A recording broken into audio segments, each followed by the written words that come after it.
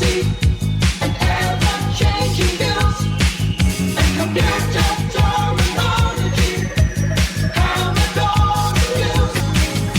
Are you keeping up with the Commodore? 'Cause the Commodore is keeping up with you. Are you keeping up with the Commodore? 'Cause the Commodore is keeping up with you. Are you keeping up? 'Cause the Commodore is keeping up with you. Are you keeping up? 'Cause the Commodore is keeping up with you. Hello and welcome to episode 142 of Zapped to the Past. I am Adrian Mills and I'm joined as always by Mr. Graham Raddings. If you haven't listened before, this is a podcast where we discuss games that were released for the Commodore 64. We are using the magazine Zapped 64 as a monthly guide for the games to focus on, but we are in no way affiliated with Zapped 64 itself. This week, we start our look at February 1990 and the first batch of games reviewed in issue 58 of Zapped 64, along with what was also going on in the UK singles chart that month. Graham, is this going to be a frosty February or a fantastic one? February 1990, we meet at last. In a month that gave us the release of Photoshop 1.0 and the famous pale blue dot image of the distant Earth sent from 3.5 billion miles away by Voyager 1. We try out some different career options and head into the far arms of the galaxy and beyond the universe as we try and make a living hustling, bustling, and maybe even charming and smarming in the adventurous galaxies of Space Rogue. And then we take another deep breath, steel ourselves, and head into the painfully difficult zippy sprite world of another shoot-'em-up come hate campaign with Meganova, the weapon. The first version of Photoshop. How amazing. Makes you wonder who it was that did the first pillow emboss, drop shadow, or over-heavy stroke. Anyway, we finish this quadrilogy of 90s digital ludology with a quick flip through some Pac-Man-ish top-down corridors and floor tiles as we take a somewhat familiar idea and flip it about a bit in Maze Mania before we settle in for some serious samurai skullduggery by sneakily stepping silently through some snoring soldiers and stealing stuff in the historic and scrabbly Bushido. Only 4 games to start February off, but that list is bookended with the very opposite ends of the historical timeline. Do you prefer outer space or your inner samurai? You be the judge. Fidgety February. Always the best. It's a bit like... 29 days, wasn't it? 29 days. One too many for me, February. One day too many. Leap year. Whatever. Not in 1991, though. Talk about correcting galactic errors. Right? It's not our fault, is it? We have to add a day. Every 40 years, we have to add a day because of, galactic stuff, timing and that. Come round here. Correcting your errors. We invented time. We invented it, so we can just, adding a day, take a day, don't matter. I know. I'm all for a 13-month year myself, just with each month being four weeks. Yes, it balances out perfectly exactly, doesn't it? So. Yeah. Apart from every year, you'd have to have an extra day sort of thing. But just have a big party day. Just like, hey, party day. Party day. Call it party that. Day. Party Friday, day. Absolutely. Party. Absolutely. Or you could just call it the purge, but then it'd get a bit dark. No purging. If you had an extra month, what would you call it? Jim. You can't call it Jim. It's got to be a Ueri or it's got to have an ember on the end, doesn't it? April, May, June, July, exactly. March. No one likes them. Yeah, but nobody likes them. You've got to have an ember. December, November, September, well, that's October. Probably named after a Norse god or something, wouldn't it? Odinbury. Odin. It doesn't have to be a Norse god. Just look to Battlestar Galactica. It's all there for you. It could be, Scorpio or whatever they call it there. Lion-O. We're deviating from Battlestar, but... yeah, who knows? Anyway, we've got a cover to look at.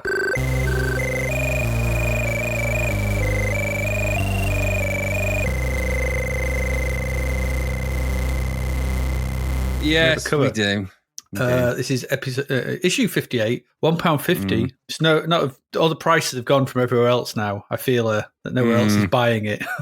Yeah, maybe it's a bit. This is it. It's because it used to have the different currencies on there, didn't it? Dollars and that, American and the Deutschmark and all kinds of stuff, but not anymore. Yeah, anyway, not anymore. Still number one for the CBM 64. What we have here is a crouch down Kurt Russell with a knife.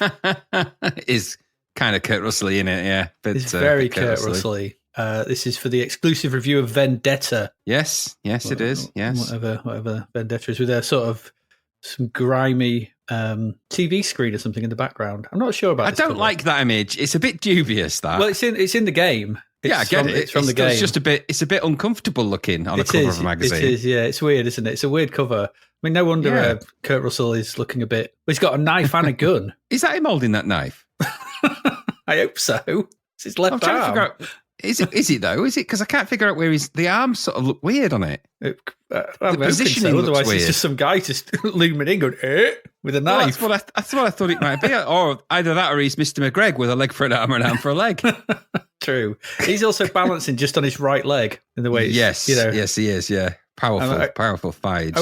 I mean, obviously, space is an issue sort of thing, but they could have just moved him across a bit and had the whole body in. And yeah, it's an uncomfortable position for the military. That squatting and shooting. Yeah, it reminds us of that crap vert the other week. Well, yeah, it's also, is that a Nikon camera he's got there or something? Because he looks like he's got a very expensive bit of lens on the front of that. It could very well be, yeah. Get a lens cover on it, for God's sake. That's going to get scratched and all sorts. It's not made for that. It's not made for that. They've got a bit text heavy at the bottom left as well. Again, and also, they're playing down all the good things as usual. So the big text is vendetta. It's like okay, and then the rest of it's like CD-ROM. On the 64, no one cares about that. That's not your headline. It came from the desert's a good big headline. Space Rogue's a good big headline. Yeah. But not that. No, don't like that. No, but you could win a fabulous camcorder and C64 CD-ROM with Great two for all plings. All those C64 CD-ROMs that never got made. Yeah, was there a C64 CD-ROM? If there was, what would be on it? You'd be able to get everything that ever was on there, wouldn't you? What's the point? I don't know. No, I don't remember that. Obviously there was, because they wouldn't be able to give one away, maybe, but I don't know. It sounds a bit dodgy. Maybe I should have looked through the magazine, because I've just actually noticed this. CD-ROM on the C64, it's just ridiculous. Well, it says Codemasters and Rainbow Arts, so does that mean they broke things out for it? Did they? And I don't know. That's something that maybe our glorious patrons and listeners can dive into and inform us about, because I have no clue. No, we should have read the magazine, but I was just looking at the games. I get paid to look at the games. That's enough for me. Yeah, that's the same. And I did take a brief sojourn through the magazine, but I'm finding the writing in it really, really childlike and a bit daft. It's gone really silly. And in fact, it's really juvenile. Sorry, not childlike, juvenile writing. It's just a bit nonsensey. I'm like, oh, just come on. Yeah. A little bit. You need a little bit of seriousness to add to this stuff. You can't just write. And the crappy puns. Oh, the puns in this magazine now. It's punnage everywhere. Punnage. Too much punnage. Too much punnage. It's an okay cover. It's just Kurt Russell Crouch shooting a gun. But yeah, with a menacing knife. Maybe it's his arm. Maybe it's not. We don't know. It's got a different sleeve if it is his arm. That's what I don't get it. Yes, it's got red on the sleeve, hasn't it? It's weird. And if it is, he's only wearing one glove. Has he got a glove on the other hand? I can't see a glove. No, it's not. And also, if it is somebody else, he's shooting them very close at point blank range. So that knife's useless. He brought a knife to a gunfight. Has he not watched The Untouchables? Clearly not. Clearly not. He's very touchable. He's clearly touchable. There we go. Dodge, That's the cover. dodge. It's all right. It's not a great one. And there's lots of. Well, I mean, he's gone to town with this the sort of smoke and fire effects in the background. But what's in the background? Don't know. Just fill it with yellow and some clouds. I can do them dead easy. This cover was brought to you by Michael Bay. Yeah, he's crouching away from an explosion. Crab walking. He's crab walking from an explosion. You don't see that a lot in films. You don't at all. You don't see that. So just to say, obviously we've had 2 weeks where we've sort of gone into different things. We're still heavily inundated with actual real world work. The pair of us are. Doesn't relent. Okay, so February. Well, maybe we normally would have covered it in 2 or 3. We're actually covering it in four episodes. Yeah. So spread it out just to give ourselves a sort of breathing space to actually live. Yes. Well, it's just so much work on at the moment. I'm insanely busy, and I make time to do this podcast, as I'm sure I know you do as well. But and this isn't to the detriment. We have put content out, and we will continue to do so. It's just that we have to make it manageable to produce, and this is the way that we've done it at the moment. So yeah. So there's just 4. So the way this pans out is there's four games this week. I think it's 5 next. I think 5 the week after, and then 4 the following week. So there's 18 games to cover for February. So we just split it over 4, just so we don't actually collapse. Which is the most games we've had in a while, isn't it? I think for one magazine as well. 18, it's quite well. It's usually the February one is always usually the big one, isn't it? I was looking back. February 1987, we did 3 episodes. We did 40 odd games. I still don't know how we did that. We did 14 games, I think, in one episode. Goodness me. Yeah, I don't think I could do that now. It's finding time to play them all. I must have had more time on my hands. I don't know. I don't think we were reviewing them in such know. depth either, so back then. No, we do go a bit more depth, and I think we should. And that's a good thing because that's we need to do a little bit of that. Really, it is a good thing. So, speaking of reviews, let's get into them. Let's get into our very first one for February 1990.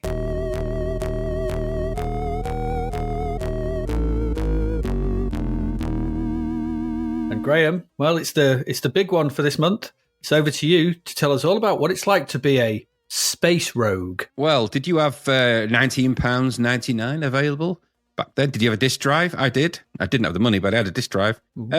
So this came out on disc only. This was 97%. This is a gold medal. It is. And this was published by Origin Systems, who were mostly famous, I think, for the Ultima series. Yeah.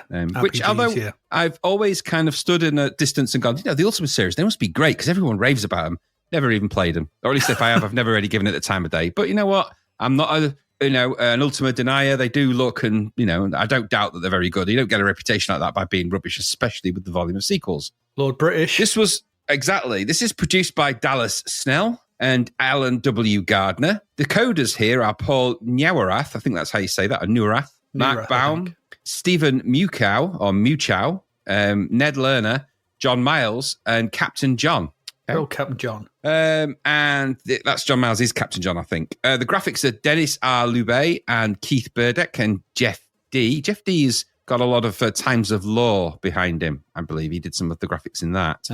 Okay. And the coders here, mostly responsible for the Ultima series. There's a few of the games that you can dig into in Lemon. There's no credited musician here. There's mostly sound effects in this. So I don't think there's anyone really needed a credit for the sound effects that are in it, but there are sound effects anyway.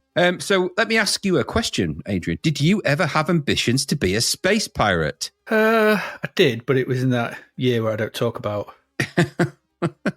Or did the careers counselor at school ever say to you, you should be a galactic adventurer? They did. They said that to me as well. And then I shot them through the mouth. Anyway, we won't talk about close that. Up while they wielded a knife at me. Yeah, exactly. While on one leg, crouched, real painful-like, crab-like. Anyway, maybe you could have been an interstellar bounty hunter, Adrian, as well. Well, but now you can realise it. You can, because you can realise those kind of ambitions with Space Rogue. Mm. What we have here is an interesting and probably inevitable fusion between a few things. The depth, breadth, characters and possibilities of an open world RPG, the scope of interstellar and intergalactic travel as the background thematic, and the endless space you can explore in that kind of thematic, and the potential and power of home computers, computer graphics, 3D polygons, and the world that this can hold and present to you. All of those things kind of inevitably are going to come together at some point. Mm. Of course, Origin Systems, already with a famous track record for RPGs, like, at this point, obviously the Ultima series, as we said, and the kind of landmark games of that type. And we've already seen the kind of RPG style of games, and we've seen Times of Law. That I think did it nearly win our Game of the Year? It was close, wasn't it? I think in that it was in the top 3. Yes, yeah. And then of course, we've seen space exploration style, adventure games before. That we've seen games of that type that have stepped into the quote unquote undiscovered country, haven't we? With titles like Elite, Starflight, Sci-5, Mercenary, and so on and so forth. Games like that. This time, I think there's a more determined effort to take the good and great ideas and techniques from those games and create an enriched universal space of characters and intergalactic adventure and fusion all that into something big, bold, exciting, challenging, and above all, explorative and open, which is quite interesting. And also, to be fair, something that Times of Law didn't it, in a single load, actually. Yep. Mm-hmm. But at the same time, you're taking that and you're taking it into the complicated techniques. So this is on 2 sides of a disc, wasn't it? So it was disc only. It came on a single double-sided disc, I believe. Mm-hmm. And it also came with a mini novella called Stars of Opportunity, which is actually quite a good read. And the Sun Racers Owner's Guide and Navigation Manual, again, which is actually quite a clever thing. Mm-hmm. It was also available on the Apple II and then later the 16-bit computers and also the FM Towns, the mysterious FM Towns. Just doesn't sound like anything other than a guy that you should go and see about getting something done in your... he fits bathrooms, I think, the FM Towns. And DOS, of course. There's also a game on Steam called Space Rogue, though I don't know if that's based on the same thing, because there's also another one on Steam called Space Rogue Classic, which does look like this game. They're all out there. You can go on download, purchase, buy, download, whatever you want to do. They're out there. So the game is fundamentally set in the far arm of the Milky Way galaxy. The Stars of Opportunity mini novella paints a cleverly constructed world that sets you as a competent and ambitious spacefarer out to prove to your father that you have what it takes to make it in the universe. And you're not just going to be what he does, which is some kind of trader. I ain't no trader. Anyway, your first commission is on board the trading vessel. You do a lot of trading in this. You can. Your first commission is on board the trading vessel. The irony of that. The Princess Blue. Actually, I think he's a diamond seller or jeweler, isn't he? I can't remember his father. Anyway, it doesn't make a difference. So you're on the Princess Blue, and it is after some time on that vessel that the game actually begins. Now, at the start of the game, and aligned to the novella, the intro sequence sees you first finding a derelict ship in space called the Jolly Roger. Scans indicate no damage, and after a brief mysterious encounter with a Manchi warship, Manchi being the quote-unquote enemies kind of thing in this game, it just speeds away, and then the Princess Blue arrives on the scene. You find yourself on EVA duties, and are thereby sent on board the abandoned ship by your captain to check it out. After a short while, long enough to ascertain that while the ship is both empty and non-threatening, 10 Manchi warships suddenly appear and surround the Princess Blue. They attack, destroying your ship and killing the crew while you helplessly watch from your position in the Jolly Roger. Then, as you seemingly represent no threat, the Manchi warships vanish back into end space, leaving you on your own in the abandoned spaceship to navigate your way to a space station and grieve your fallen crew. Ugh, mean, isn't it? The novella is 16 pages and sets the tone for how the game functions, actually, quite cleverly. Space is rightly vast in this game, and interstellar travel, like warp speed type interstellar travel, is not invented in this game. You can either travel long distances via enormous timescales, or more logically, you can use wormholes that are distributed around the universe that allow you to travel between star systems. The novella paints a universe to you of interesting characters, such as the Duchess Avonstar, and factions such as the Scarlet Brotherhood or the Imperium. There are warring races like the Manchi, organizations like the Merchants Guild. There are star systems such as Deneb and Coronis, stargates such as the Malar Gates, outposts, space station, aliens. This is an enriched and massive world for you to explore and find your way through. There are hints and missions and ideas of directions to go. Why was the Princess Blue attacked and destroyed in the first place? Why was the Jolly Roger abandoned and floated in space, undamaged but non-functional? Where were the owners of that particular ship? Where did they go? Since you've claimed the ship as yours, you'll need to upgrade its weapons and get some missiles if you're going to make your way through space. Can you earn the money to pay for upgrades, trading, bounty hunting? Where and how will you find clues, missions, interesting items, locations, novelties, party tricks, hidden items? You have a spaceship, the means to travel, trade, and defend, and many directions you can take in this game. After all of that, it is literally over to you. I think that's pretty exciting as a game start. Since this is an RPG, you are then given freedom to encounter the narrative spaces, characters, and choices within this world and make your own way through to some of the endings, encounters, and missions. Your key navigation point for this is via your vessel, which at this point is a multi-use, reasonably equipped Maiden's Work Sunracer class ship. Hence why you have the owner's manual, which also features some nice handwritten styles notes. Or clues, even, or markers, maybe. Dun, dun, dun, dun. So the game starts with that nice thematic intro. It's all kept simple, text, images, and some sounds. That's quite nice. It's not unlike Times of Lore in that respect. You begin with a cockpit view of your ship, and from the start, while there are tropes of elite, there are significant differences. On this screen, your main view is looking into space via the view screen, which we're told in the manual is rendered. This is more akin to a first-person style view, I'd say, so you're kind of looking into space, Star Trek style, I guess, through the big window. But there are other views as well, which I'll come to. Underneath that is some information in your UI. To the left is your engine instrumentation, which shows your current speed via a bar graph and your meters per second via a number. Positive number means you're going forwards, negative backwards. There is also a CF and NF indication, which means cruise flight or Newtonian flight mode, and I'll describe the difference between those in a minute. The right-hand side of the UI is your combat instrumentation. Here it will show one of your 4 weapon types you can have and the status of it. Principally, there is a beam weapon, and then there are 3 types of missiles: plasma torpedoes, SM-1s, and Noka missiles. The bar graph below shows your armor status, which will deplete as you take damage, or if you hit things. Note to self, don't hit things and don't go so fast when you're trying to dock. Yep. Because you'll do that. There's also a mini traffic light indication, which lights up the status of up to 3 ships that are in your sector that are around you, which is actually quite a nice little thing. These can be green, which means it's friendly; violet, which means it's a ship but it's not attacking you; and orange, which means it's a ship and it is attacking you. And then there's an incoming missile light sort of thing that will flash, kind of a doot warning light if you've got any missiles that are currently tracking and flying towards you. So you need to do some kind of complex maneuvers to get the hell out of there. I'll come to the kind of look and feel of the colours and the graphics in a little while, so I'm just going to go through the sort of the layout of all of these things. In the middle of the UI is your TAC. That's the Target Acquisition Computer. This displays data as things are tracked in and around you, identifying targets, getting tactical readouts, etc., that kind of thing. The TAC can be used to search and target ships, bases and such, and when you do, some mini arrows that will appear on the left and right and top and bottom of the display window, which you can use to align your view to the direction which your target is in. When the TAC is in a data mode, you'll see vital information about your target, such as the name, the ID, the class of the vessel, the range, the telemetry, the armor, and the armor that it's remaining, and what systems are on board. That's given with simple codes like C for countermeasures, F for forward shields, and things like that. You'll need your manual to understand all of that, but the important thing is that you do get that information, and that very much dictates how you encounter certain vessels. If they've got lots of countermeasures and shields, just as a note to advice, if you do want to play this game, don't go shooting and sending missiles at them. That really just tends to cause trouble, I've found. For you. Not for in visual mode, the TAC will show up a close-up view of your target too. And if it's not any of those things, it kind of defaults to a view of your own ship, which I thought was quite interesting. Mm-hmm. So just to touch back on the idea of cruise flight or Newtonian flight, this is a mode you can switch between and fundamentally changes how the ship is controlled. In cruise flight mode, which is the kind of the traditional normal way, when you move the joystick, your ship moves in that direction, and then you can use the engines more like a sort of cruise control. So you set the speed your vehicle will aim towards, and then you can just steer and choose the direction of your spaceship. Okay, we've all flown ships like that before. We're all veterans here. You set the speed you want, pick the direction, steer the ship. Nice and straightforward. In Newtonian flight mode, turning the ship and using the engines are two separate processes. So you're using the same example for a Newtonian flight mode. If you use the thrust to accelerate and then turn the ship, it will just carry on in the direction of the thrust. Only the ship would turn on its axis if you decide to turn. If you want to change direction, you need to thrust in the opposite direction because of the Newtonian flight physics. This does have its uses, especially in combat where you may want to strafe enemies or perform more complicated battle moves. You could, for example, thrust forwards but be shooting backwards. That kind of thing. Quite neat if you do tricks like that. So quite clever.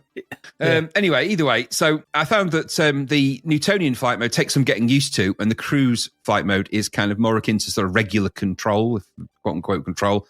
And I actually much prefer the controls like this with that choice than the weird rotate around the thing controls of games like Elite, which this sort of leans into a little. Anyway, so when you're from that, following the screen that you're on, which is the sort of the initial screen, if you press N, you'll go to the navigation mode. And here you can effectively chart a course anywhere in the system you're in. The display is essentially the system view on the left in a kind of sector-by-sector orthographic 2D view. On the right is a series of selectable options and indications. You can choose to chart. Here a set of brackets will appear on the map, and you can move this around and select sectors to travel to. You can also select the status, which shows your reputation based upon the data about you, and importantly, your actions in the game. How the Imperium, the Manchi, etc. view you very much dictates a lot of aspects of this game and how it plays out. A key thing to remember about this game, your actions have consequences throughout the entire game.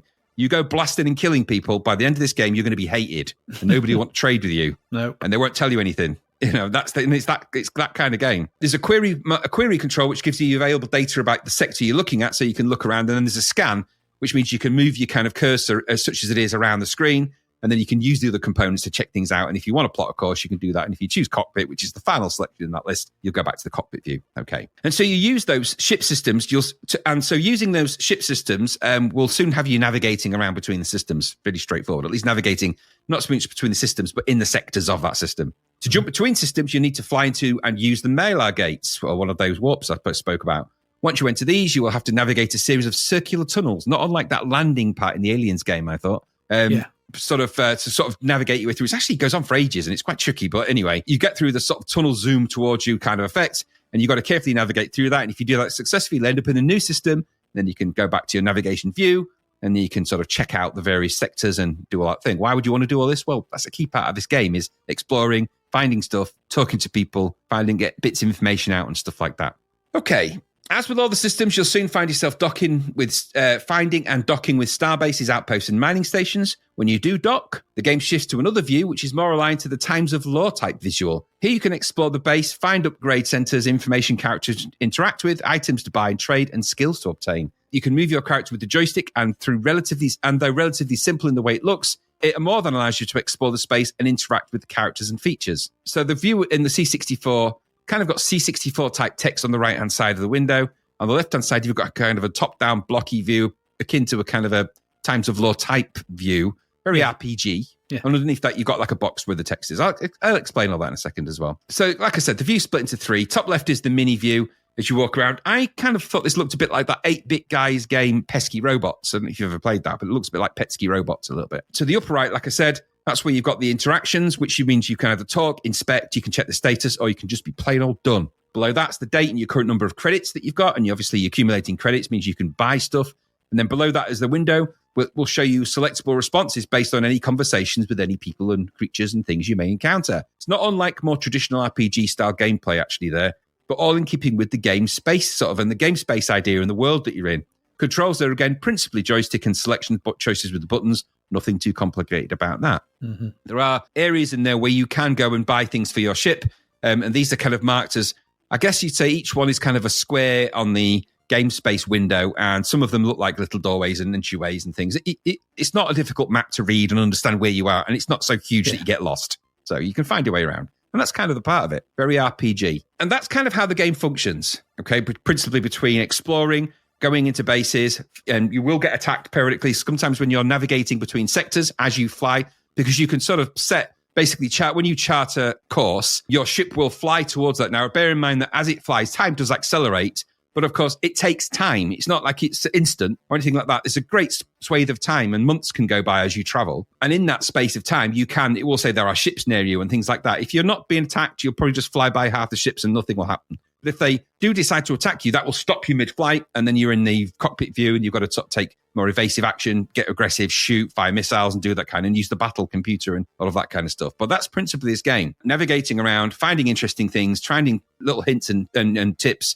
Go to this sector, you'll go and speak to this person, go and do this, go and find that kind of idea. And there are missions, mini missions, bigger missions, all links into a larger sort of story arc as well. I won't spoil any of that, but there's quite an elaborate story, and there's umpteen ways you can do this game. There are ways to finish it, but it's not going to be a small journey. This is going to take you some time because this game is big. So that is how it functions. Fairly simple keyboard controls, I thought, keyboard and joystick control, sorry, when you're in flight mode. As with most of the controls, whether it's flight combat or exploring the sections, it's all pretty logical, plus and minus for thrust control, N for navigation, T for target, that kind of thing. I mentioned earlier, this game also features different views, which you can change with the press of the V key when you're in the cockpit view. This will change between cockpit, which I've already described, cinematic, which is more 3D external camera view. And this is actually 3D polys as well on a C64 that kind of underpin the game, I guess, in that way, and shows your sort of ship traveling through space. Sometimes it's easy to navigate that way, I guess, at the start, so fly that way. And chase, there's a chase view as well, which follows your ship from a distance as if someone was chasing you.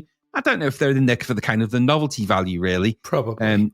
But they are kind of, it's rendered 3D, not terrible, not amazing, but it is, it's there, and you don't have to use it. That's the key thing here. You don't have to have those views at all if you don't want them. But they are quite nice if, they make for good screenshots, don't they? Let's put it that way. Yeah, absolutely. If it's something else. Anyway, so, okay, the game here is extensive, detailed, and incredibly well thought out and engineered. Something you would expect from the Ultima team, right? You'd expect it from them. There's a truly compelling game experience, I think, to be had with all the scope you need to become a bounty hunter, privateer, pirate, whatever. And explore lots of worlds, missions. You can do all of that in this game. That's great. The graphics here are a good fusion of techniques that means you can engage with the game in whatever way suits you. That's a clever little touch. The 3D graphics views are a bit stodgy on the C64. Obviously they are. And the way the enemies jolt around can be somewhat disconcerting if your expectations are set to anything other than single-digit FPS. But even that feels like a solid experience if that's what you want to engage the game with. You can just press the V key and you don't have to have that view at all. But it just, like I said, it feels more like a solid experience, pushing past that kind of wiry and often tonally dreary world that games like Elite and Mercenary seem to have. The way space and the encounters work, and especially the navigation docking, instantly makes this game more accessible. Now, I'm not saying it's straightforward, but you do just have to sort of fly and touch the nose of your ship at the space stations and you've docked. Yeah. There's none of this rotating round, illusions of 2001 Space Odysseys, none of that. I fly to a spaceship, I touch it, I'm in. Now that's good. So that accessibility is very, very important for a game like this. You're no longer rolling your spaceship around trying to make sense of a weird radar crashing into space stations because you can't rotate a spaceship properly. and being punished for trying to control a game when you don't know how to control it properly and you haven't done that yet. You're punished early on in the games like Elite and other games of that time. Here, the systems are easily understood, I think, as well. So you're not scooting around some sort of ethereal green landscape with wire buildings all over the place. When you go into the sort of the buildings, they are actually looking like, even though it's that top-down view, you feel like you're in something, in a space, not kind of trying to imagine the space into the wireframes that you see, if that makes any sense. Mm-hmm. Yeah. So I think these systems are easily understood because of that. Traveling to them is simple and controlling things makes sense. You have the same choices as Elite to a degree, trading, piracy, all of that kind of thing. But in this universe, it feels more engaging, more colourful, and more enriched.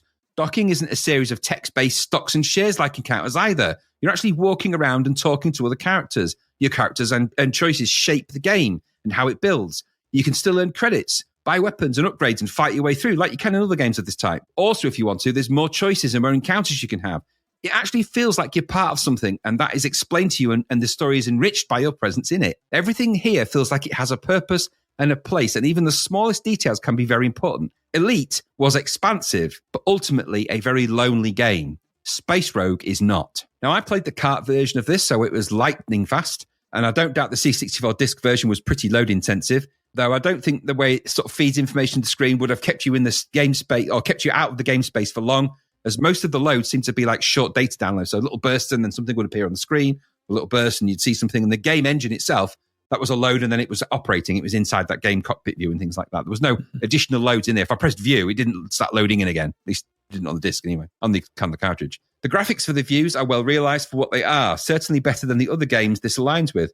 The colors are well chosen, the icons look like what they should, and everything feels and operates in the way you would expect. Couple this with the novella and the instructions, and you've got one hell of an accomplished game for the C64. Again, another big RPG, another big successful one. And it's not a game I've ever come across either, not even on the Amiga. Never played it before in my life, never even heard of it. Crazy, isn't it? Crazy. Yeah, crazy. Now, this is where it gets a bit complicated for me. I generally don't like RPGs, and I've never liked games like Elite, Mercenary, and later 3D games like Driller, ever. I don't like them because I've never found the experience to be very fulfilling for me. Not in terms of the graphics or the gameplay, just never been a fan. I do like some of the good ones, like Times of Law, for example. I quite like that. But generally, I cannot get into these games, and this is something that persists to this day. I've been reflecting on this over the past couple of weeks, trying to figure out exactly why that might be. I mean, I like and have played in my past Dungeons and Dragons and Warhammer. I like the kind of stalwart world-building books that have these kinds of spaces, the Lord of the Rings and that kind of thing. I like sci-fi shows where they explore spaces and places, Star Trek and stuff. I like sci-fi and fantasy movies from all decades. What is it about these games that prevents me from finding a really easy, simple way in? And I want to be clear about this.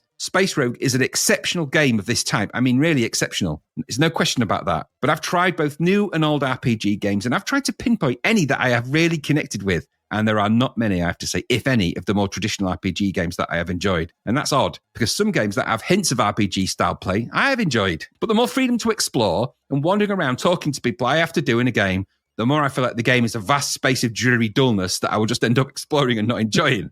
As a player, I need and this is me, and I'm reflecting on this, and I'll tell you why in a minute, but as a player, I need the games to give me more direct, instant feedback, goals, and directions. And that's purely on me. More instant gratification, more instant resolution, more levels and progression. I suspect there's some deeply hidden ADHD in me somewhere that prevents me from engaging deeply in conversations in games in order to get the clue to the thing I need to go and find to get the thing for the other thing. I just find myself not enjoying the game and the freedom to be what I want, go where I want, and do the things I want. I find that's counter to how I want to play the games and how I want the games to reward me. I need end-of-level markers, stoppage points, narrative cutscenes that are on the progression of a story that is planned, and I know where I'm going through and where I am in that story. Slight variations to the route, fine. Wholesale freedom, not for me. I tried to imagine a couple of my favourite modern games, The Last of Us and Half-Life 2, as more exploratory find-your-way-through RPG experiences, and less on non-directive and narrative-focused than they currently actually are. A Last of Us experience where you start as someone, maybe Joel or Ellie, but where you have to figure out the world space and what to do in it and assemble the pieces of the game by asking people, encountering spaces and walking around shops and such and empty houses. No, I don't like the sound of that, and yet I love that game. Half-Life 2, where you start on a train and can just go anywhere you like and engage with whatever in whatever way. Maybe you'll sort of figure things out, maybe you won't. No, not for me. Games like Fallout, no. Not for me. So while I would strongly recommend Space Rogue for the amazing RPG game that it no doubt is, and it definitely sits well above Elite in terms of its accessibility, its presentation, and its enriched world and space encounters. And by not adopting the loneliness of those titles, well, it sets it well above all of those. I never found an in with this. I have to say, I like the setup, I like the space, I like the controls, I like the feel, I like the whole world of it. I just needed someone to tell me what to do and how to win. But that's all on me. And it's not the fault of this game. This game is genuinely brilliant, a very well-deserved gold medal. But what about you? Yeah. There's a thing in there about narrative and how people sort of connect to games. And I think what you like is playing a character. Yeah, probably, yeah. So you like being Kratos, or you like being Bayonetta, or you like being Joel, or you like being Master Chief, or you like being Gordon Freeman. So that's not saying you like make believe. It's just a case of a lot of people connect with games better when there is a predefined character there to connect to. Yeah, absolutely. Than, that's why if you play something like, you probably won't, modern games, something like that, like Fortnite and things like that, there's no characters in them. They're just, a bit dull after a while. Because you're like, where's the thing I connect to? And yeah, I think it's partly that. I mean, I struggled with Destiny for the same reason. I think if they're a bit anonymous, exactly. Even though there is a character in that, like there's a character in Space Rogue. If they're a little bit anonymous, if they're not defined parameters, quite tightly defined parameters, I do struggle with it. I do. Yeah. I mean, even something like, Gordon Freeman, who's a sort of silent protagonist, you could, but the point is sort of thing, everyone refers to him, Gordon, how is you doing? All that, there's a Gordon. Gordon's alive, but you are being spoken to. Good grief. Yes. It's good, so. Yeah, you've already got a space in that game world. Yeah, yes, exactly. Whereas a lot of these games, you're not. There are certain games do it better. But yeah, I can completely understand. It's not every game is for everyone. As I've been saying that a lot. It's recently. a pity though, because I really wanted to like it. I really wanted to I tried really hard as well, really hard. I'll come to a game I probably recommended it to you before, and you might have tried it before, but we'll get to that at the end. Anyway, I imagine if I'd played this back in the day, well, if I'd have had a disc drive, I would have probably loved this, because I think it takes those trading aspects and annoyances of Elite. It gets rid of the annoyances, a lot of the annoyances, slaps it into a decent for the time 3D engine, which at the time I would have been like, wow, that's amazing. And adds the RPG on top, multiple systems and quests, to go and discover. I think there's a lot going on here, and it's very clever. And it's that Origin RPG template, bolted onto that kind of Elite trading style, which is an unusual. Yeah. And I don't know, you can't help but admire the mission here. And is this the first proper space opera RPG with this kind of design? I was kind of looking. It's got to be, right? There's trading games. There's things like Mercenary and Elite. I mean, obviously, explorathons, open world explorathons, but they're not really RPGs, are they? No. They're that classic RPG style. I don't know. Maybe there's something else, but I don't know. I'm not aware of it. Maybe somebody could tell us. I don't know. Whatever. There's an impressive title that plays very well on a modern Flash version that we played, so I quite like that. I don't know what the disc version was like back in the day, but like you said, I think the bespoke nature of the elements to this probably wouldn't make it too disc heavy. Like you're in the space station, go do your bit in the space station, then you come out, probably be a little bit of a load, and then you're flying around and doing your stuff. Yeah. And you go through. So I think it'd be all right. Some very nice aspects to this, such as how, as you know, how easy it is to dock at the space station. Still managed to muck it up. Anyway, I'll come to that in a bit. And then there's the ability to wander about them and get questions such like, it's just you're in, done, wander about, find people to have a chat. It's cool. The navigation in this is very easy and quick. Quick travel around space is just as simple. I like that you can just go to here's the system, plot a course, off you go. Just leave your craft to go off. You don't have to worry about it. But it works, and it works really nicely. There are plenty of interesting diversions to be found as you move about. The visuals are solid in the 3D sections, as you said, if a tad slow, which is to be expected, but it's better than Driller, although, again, Driller's trying to render an entire world. This takes its cues from Mercenary, I think, by only having one 3D object at a time on screen, so it's not having to do too much. The interior visuals very in keeping with RPGs at the time, like Ultima, Times of Law, that was kind of thing, but just sci-fi styled. Sounds a little weak, but it's functional. Ping. Sound effects all over. Yeah. That kind of stuff. Yeah. The dialogue you can get into some of the residents of space stations is interesting and actually quite funny at times. And there's clearly a wider story going on. I like the fact you can't go buy new weapons until you've become a space. Yeah. What have you got to pass the test. Yeah. You got to pass the test. And the question I was like, I had to Google physics questions. They're rock hard physics questions. Rock hard physics questions. I put them in the agenda, so just in case when you came to play it. But I love the ending. What do you hold the thingy to? Imperium. Yeah. It's like it made me think of sort of Space Marines and stuff. And totally choosing your kind of cast, aren't you? There. Yeah. So I thought that was quite cool. In the here and now, though, I think it's a tough ask to really get into this. It's a bit of I appreciate at the time, which is why this is all caveated with at the time. And I think these kinds of games have moved on. Things like No Man's Sky, Mass Effect, Starfield, Outer Worlds, Outer Wilds, probably loads of others that do this kind of big space opera type thing. They offer a more modern take on this. In fact, Mass Effect was the one I was thinking of. Really. Yeah, Mass Effect is literally this game almost, because it's, you go through the gates to other systems. You go wandering about these other systems and places. You've got the Citadel. It's like, you dock at the Citadel, go wander about, and no lifts, but you go dock about and you find quests and you do stuff. It's like Mass Effect follows this template. With a bit of sci-fi in it as well, But then again, is that did BioWare take Origins template? Whatever. But it's sci-fi in it. But I was going to say Mass Effect you'd probably like, because Mass Effect has you as a character. I do like Mass Effect up to the ending of the third game, I think. But I did like Mass Effect. Because at the end it became a third-person shooter more than a especially that second game. Yeah, it did. Yeah. But despite all that, it's still a solid game here, and I can really see why it got the gold medal. Very impressive. Just a tad hard to play these days. Just a couple of points though that I noticed. The opening to this is exactly the same as The Expanse. I mean, literally. Actually, it is the same as The Expanse. Yeah, you're right. I've seen the first 2 episodes of The Expanse. So it's the bit with The Expanse. They get in the ship, they get the signal, they go off to investigate it, and then the mothership, and then the home base ship gets, and they're left in space. It absolutely is completely that. I never even thought, but you're right. Yeah, it is. I was playing it and go, this is The Expanse. I'm like, surely The Expanse. There must, and I imagine that the writers of The Expanse would probably have known this. They must have done. I mean, they must have done, because it's too close. It's literally, almost shot for shot. It's but what it is. Secondly, I crashed into a space station. Never a good idea to do that generally. No, that's good but advice. I crashed into one. I didn't blow up, but when I flew away and tried to dock, they wouldn't let me in, stating my crazy flying was not wanted here. Which made me laugh. Like, you need to go away and cool your jets. I was like, oh, okay, sorry. Made me laugh. And it just made me think of all that debris we used to speak about floating around elite space stations. But good game this. Yeah, I can see where it got the gold medal. Definitely deserving of it. It's just a tad hard to go back to today, I think, with everything else that's on offer. And maybe on the other system, on the C64 version, anyway, maybe the other systems run it a bit faster and a bit more. The Amiga version looked pretty good. I did look at the Amiga and the ST version online, and they do have the necessary uptick in polygon speed to make it a little bit more accessible visually. So I think so as well. I found some of the combat a bit tricky because of the low frame rate and stuff. So try putting in Newtonian mode and doing it. Bloody hell, I flew off. It all went wrong. No human mind can think in Newtonian physics. I was trying to be clever, and I just ended up. It must have looked stupid, because I must have just took off in the wrong direction, shooting in the wrong direction, and then it must have looked erratic at best. But anyway, I did try. What's he doing? Is this some? He's playing 3D chess. This is how he did the Kobe. What was it called? The Kobayashi Maru. Yeah, this is how he did it.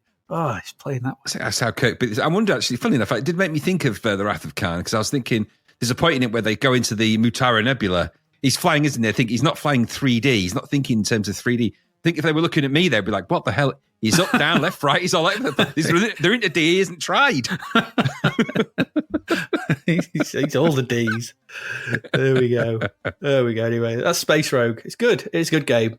It is really good. It's impressive. Yeah. And so, go try it out in your mileage maybe. Yeah. If you like Times of Law and Ultima games, go and play it. I mean, it's and if you can still stomach the sort of slowness of things like Elite and Mercenary and stuff, I think this won't bother you so much. But whatever. There we go. That's the first one. We've still got one more game this part, so let's move on. Let's fly along into that one.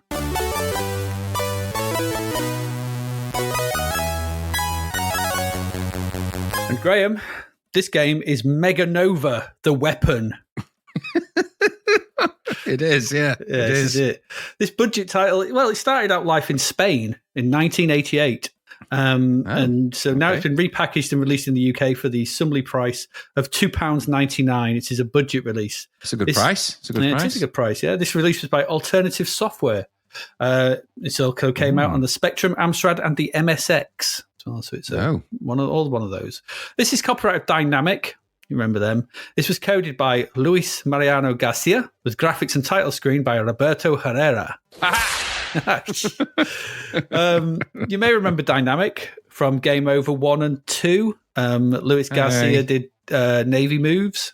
I remember them. Yeah, so should we set our expectations to some pretty sprite art and stupidly hard difficulty? Might be a start. Might be a start. Well, let's find out. I couldn't find any instructions for this. I did find, however, a copy of the Spanish box, which I then translated the back of, which gave us this. So this is a translation of the back of the Spanish box. It's pretty simple. I think this is a good translation. I don't think there's a problem here. Anyway, immerse yourself in the exciting world of Meganova. The graphic quality and addictiveness of these games will surprise you. If the Draha Empire uses the sprocket system again, it will be the end of the Confederation. The responsibility is in your hands. Okay. I'm not sure what I'm responsible for, but okay. No, the double charge has not been enough to house the entire interior of the Meganova world. Don't know what it means. Discover the FX, triple charge, triple action, triple graphics, triple addictiveness, triple treat. Triple treat. FX triple charge, 3 programs in one, triple action, triple adventure, triple graphics, maximum addictiveness. It will surprise you. That's what it says 3 in the back. times. So it's a triple treat game. Yay! That's what it is. Triple treat.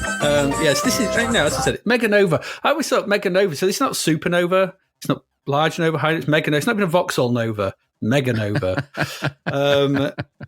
There's a nice loading screen here. Same across all releases, showing a spaceship flying past the Statue of Liberty. I don't know why. It's pretty cool. I think at the end you end up back on Earth.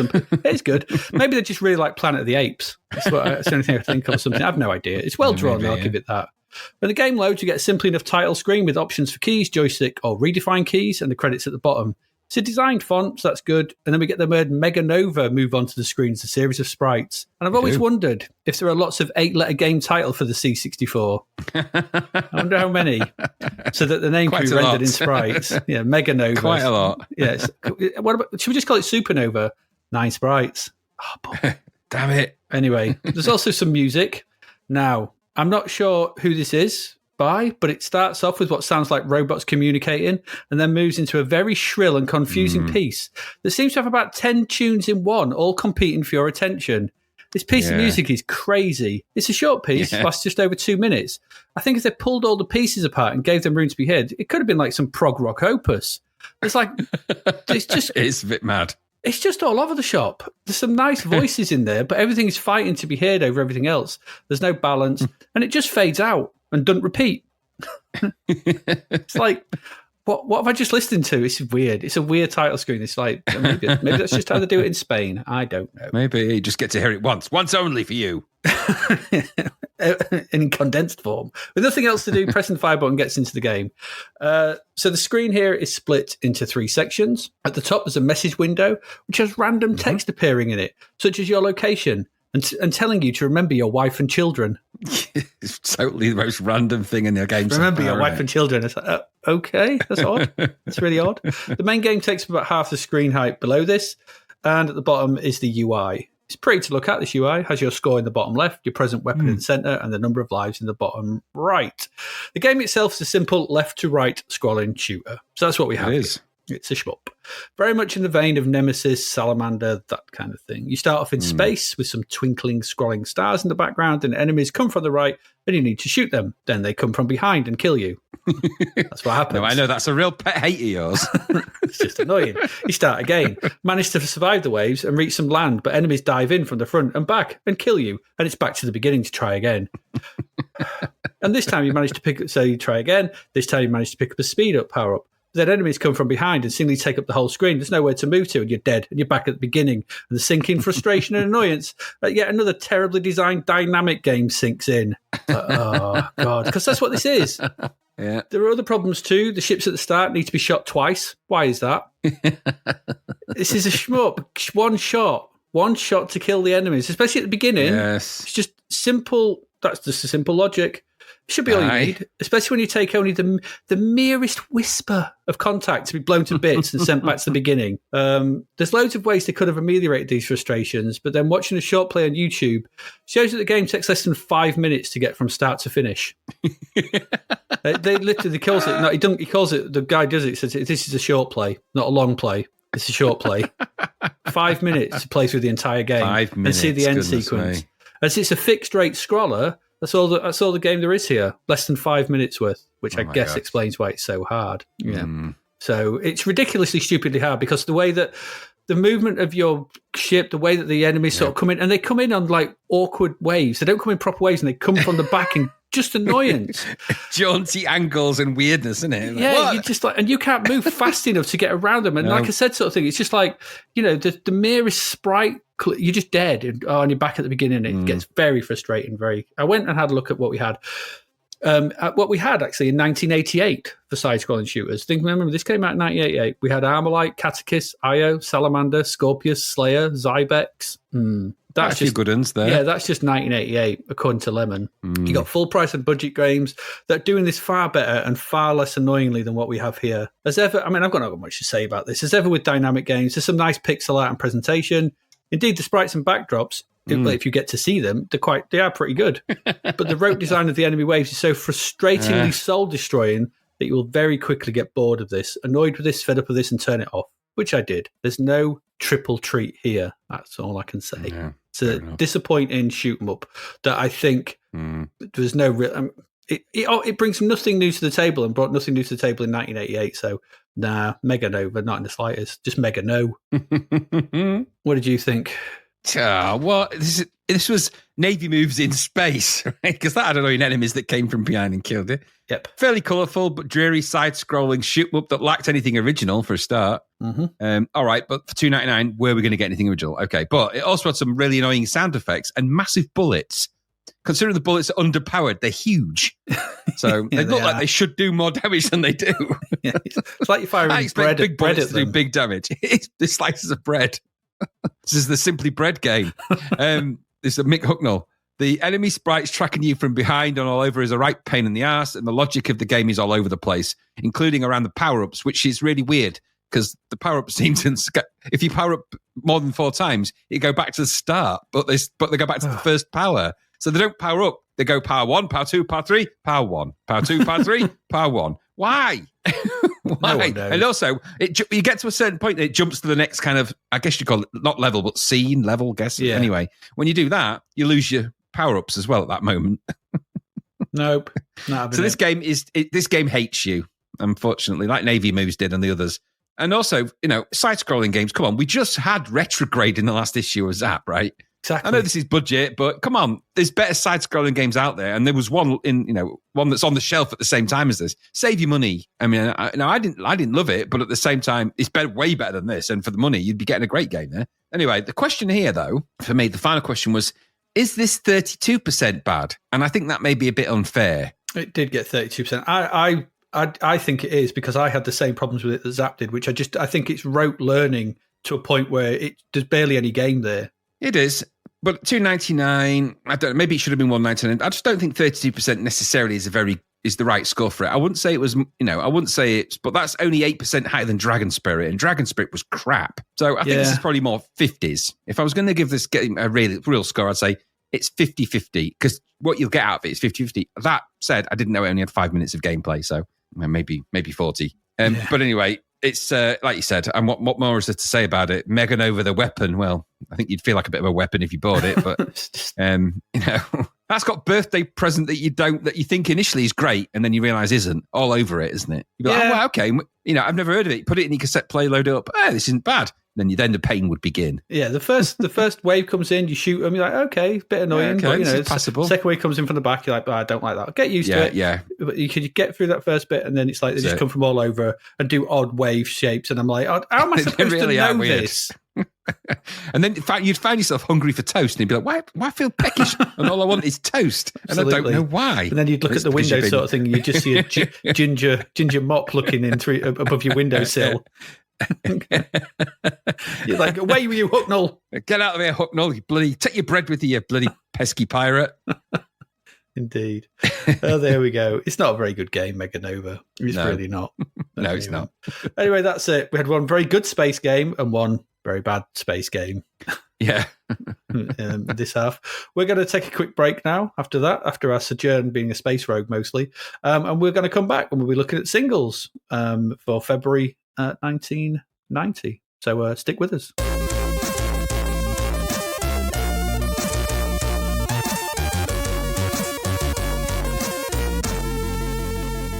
And we're back. Let's get into some music. What were we listening to in February 1990? Well, number one singles for this month. For the first 3 weeks, we spoke about this previously. This was Nothing Compares to You from Sinead O'Connor. Yeah, it was there for ages, wasn't it? Yeah, it was. And deservedly so. Good single. It was finally knocked off in the last week of the month by Dub Be Good to Me by Beats International featuring Lindy Layton. Yes. No, that's not. They'll be good to me. It's how's it go? Friends tell me I am the bass line dreaming. is Now does it go? Dum dum dum dum. It's Fatboy Slim, isn't it? Essentially, Beats International. Yeah, I think so. Yeah, that's Norman Cook. It is Norman Cook. He's even on the Top of the Pops appearance in shorts for some reason. But he is. Lindy Layton, 17-year-old, when she recorded that, she basically sent a tape to him.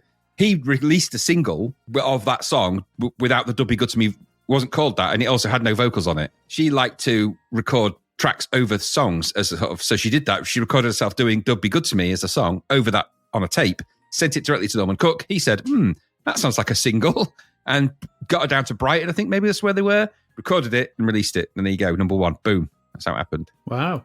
And he was quite taken with her by her. And there's an interview with her on the Top of the Pops TV show, the story of the Top of the Pops for 1990. There's a long interview with her where she talks about how Norman Cook, he was really into me, he's really friendly, really kind, took me under his wing a bit. Cuts to him and he goes, I was just going through a really painful divorce and she was really young and pretty and I really fell for her.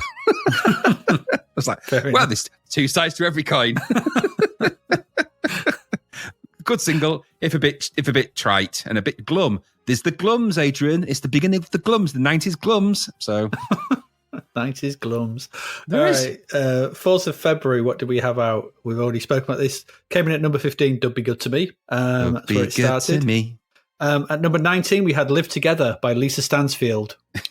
You don't like Lisa Stansfield, do you? I really don't. I'm just going to say it's boring like most of her stuff. I just can't be doing with it. I've never liked Lisa Stansfield. But never. It makes me laugh because they all start exactly the same way. It's like, and it's, hey. Then, I know where you're going and I don't know where you've been. Been around the world and day. So they all start the same. Then the bit of the funky drum and the break beat in the background. And I'm dreary. Her vocals are great, dreary song, like you said. But they all start that way. All of them. The glums, Adrian. It's another glum one. The glums are in. Glum. Yeah, the doldrums. In at number 35 was New Bikini Girls with Machine Guns by the Cramps. Sorry, just Bikini Girls. I've written in new there. Copied that over. Just Bikini Girls. Not New Bikini Girls. Bikini Girls with Machine Guns by the Cramps. Yeah. Are you a big fan of the Cramps? I always saw them in record fairs. Yeah, stuff by the Cramps. always saw stuff by the Cramps at record. No, I'm not a fan of rockabilly. Are you a fan of rockabilly? Nah, not really. Don't do anything for me. I don't know. Anyway, this is a husband and wife duo: singer Lux Interior and guitarist Poison Ivy. I'm aware of those. Good names. But other than that, Psychobilly, apparently, rockabilly. I don't know much about it, and I don't really want to. So it's not my thing. Not my thing either. What is my thing though is at number 38, which is Epic by Faith No More. Yeah.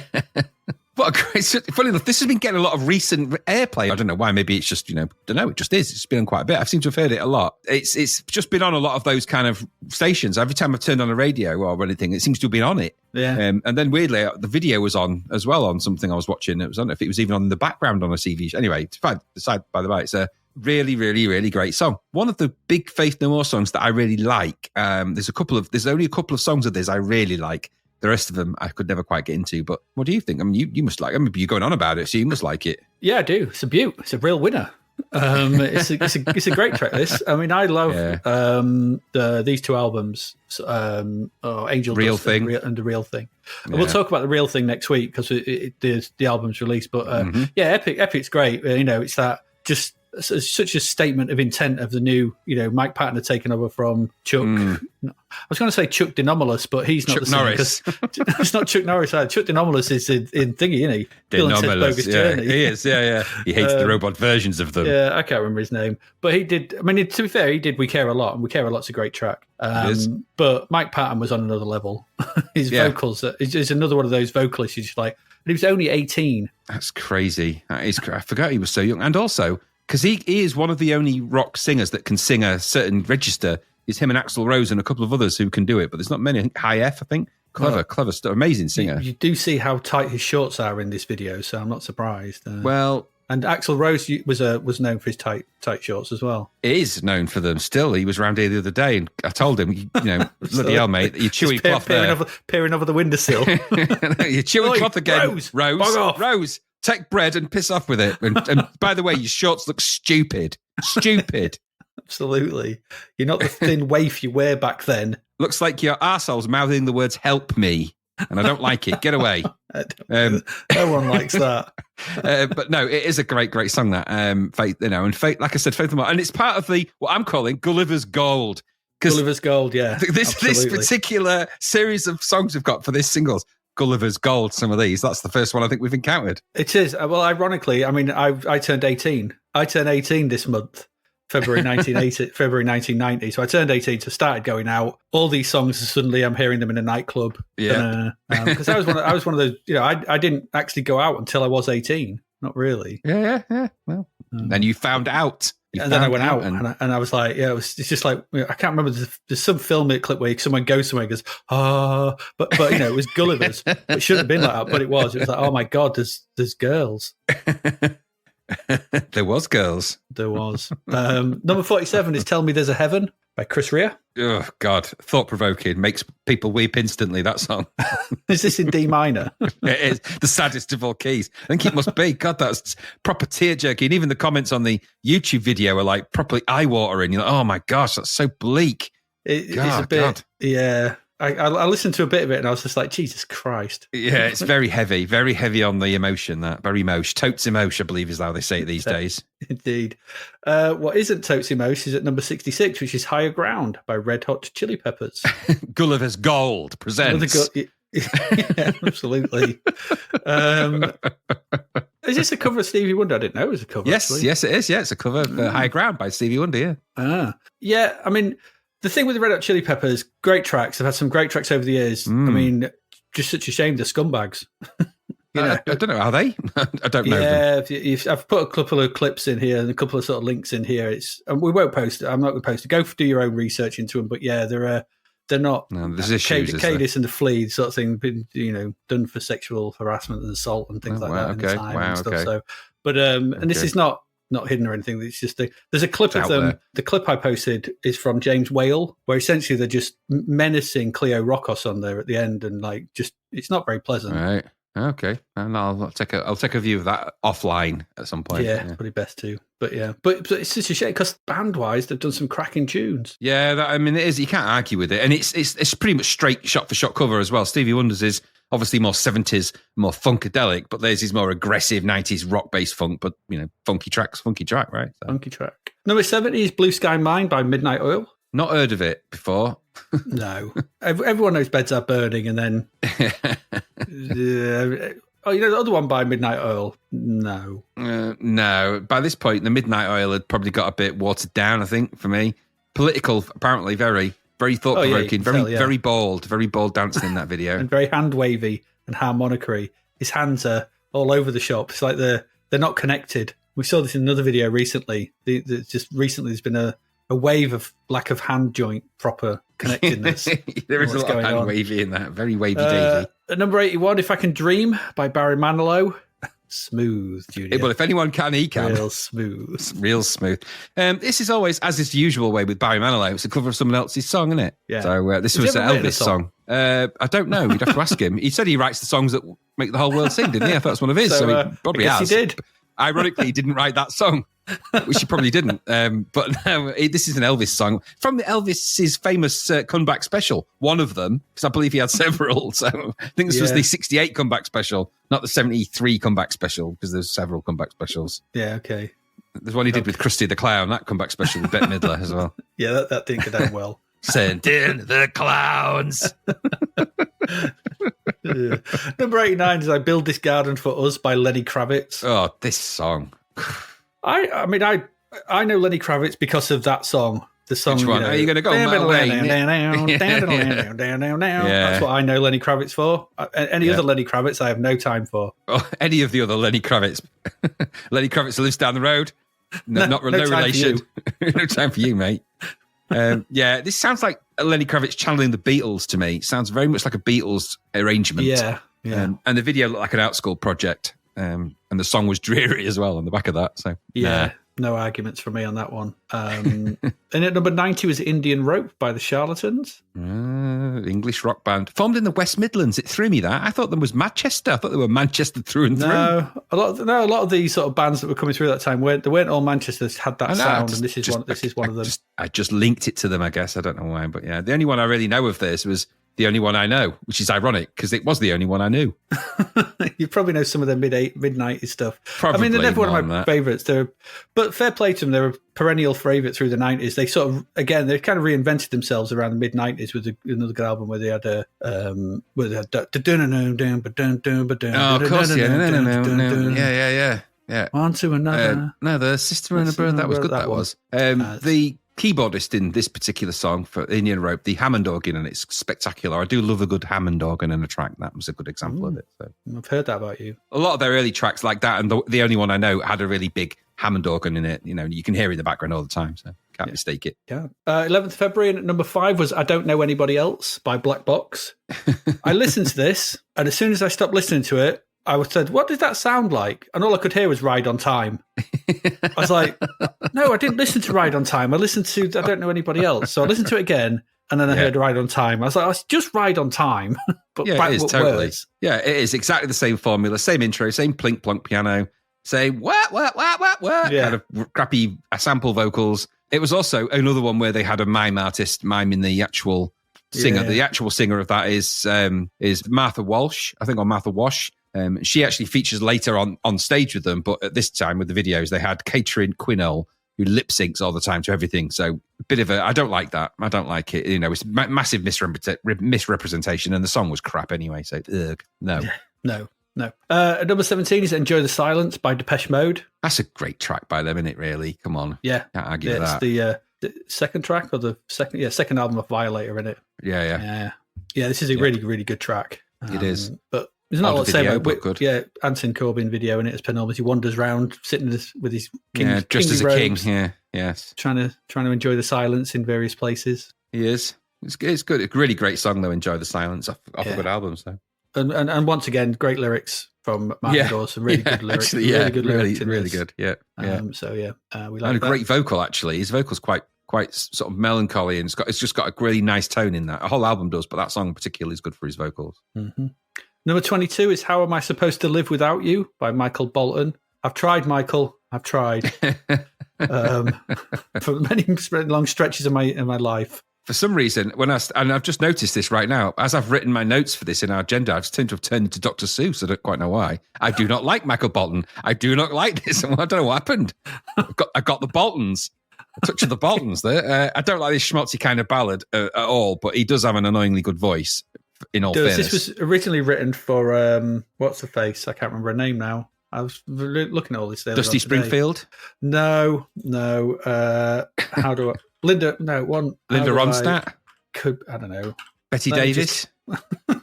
Who? Madonna. I don't know. No, that's not it. I've got the wrong track as well. Oh, it doesn't matter. It was written for someone else. It was written for someone else, yeah. Bobby Bolton. And weirdly as well, when she sang it, How Do I Live Without You? Let me look. God, this is How Do I Live Without You is not the same song. No, I keep thinking that. How am I supposed to live without you? How am I supposed to live without you? Paste it. I think that's the safest idea. Bolton. There we go. Laura Branigan. There we go. Okay. Probably got there in the end, yeah. Bolton, yeah. So she sang it originally. It was originally written by Doug James and Michael Bolton in 1982. Wow, okay. And she sang it back then. But then she was some guy called Gary Friedman. He tried to sue them, saying that it was like his song, Promise Me I'll Feel This Way Tomorrow. I went to look for that, but I couldn't find it. So I don't know if it was. Maybe it was. Maybe it wasn't. I don't know. Possibly it was a silent welcoming committee. We don't know. Bolton. How are we supposed to live without you here? We haven't done a good Battlestar Galactica Baltar for a while, have we? So we needed that. I think we needed it, especially after my quality research. Bolton. Number 24, though, is Brass Neck by The Wedding Present. Oh, this stupid thing. The video made by BTEC Media students. I'm not going to disagree. I love this. I think it's great. Great song. It's the classic Wedding Present song. Everyone knows this one. Brass Neck. Song was all right. The video was stupid, but it was all right. The song usually gets better. The song usually sort of takes a weird turn towards the end and it gets better for it. But it's a really good, it's just I think he's one of those, he's got obviously a kind of strange vocal styling, the main lead singer. But yeah, he's got his own way, hasn't he? Yeah. He does have his own way, so fair play. I really like this song, Brass Neck. It's a good tune. Number 27 is Steamy Windows by Tina Turner. Oh, yes, the classic Steamy Windows. Steamy Windows.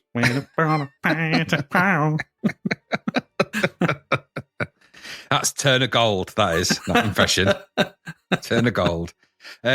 Now, just a note I want to make here. We'll put the link to the video in the show notes. Go and watch it. Now, I'm just going to say this because I'm going to say it. Tina Turner was an incredibly talented black woman, okay? Yeah. In the video for that, for whatever reason, she has been, I don't know, the lighting and everything, she's been turned into a white woman. And I'm guessing this is something to do with the MTV at the time because they were having real issues with a lot of their sort of diversity on their platform. Remember Michael Jackson's videos weren't even allowed on MTV for years. So it's got to be something to do with that. It's no accident that it's just go and have a look at it. It's dodgy color grading. I get it all that. But back then in the early 90s, there was a weird thing on MTV about this kind of stuff. And I suspect it's something to do with the palletizing of that. How wrong is that? Glad we don't have that kind of thing nowadays. It did stink a bit when I saw that. It annoyed me, actually. It's very weird. I'd never noticed it before. Yeah. It's I don't watch a lot of Tina Turner videos, I'll be honest. But when I do watch them, I like to see her in her original ethnic form. So, no, don't change that because that's stupid. No, I like to see how she was. So don't do that. And they clearly did do that in the 90s, idiots. Yep. In at number 31 is 96 Tears by the Stranglers. That's all you'll get. That's all you'll be able to cry. That's it. He's got that many to last him through his life. No tears, please. Oh, sorry. 96 tears, please. It's a waste of good suffering. It's all right. All right for them. It's Catchy, a bit of an odd, catchy and a bit odd. But I'd never quite know where to put the Stranglers because my experience of them is based on the songs that I heard throughout this time period, which is about 3.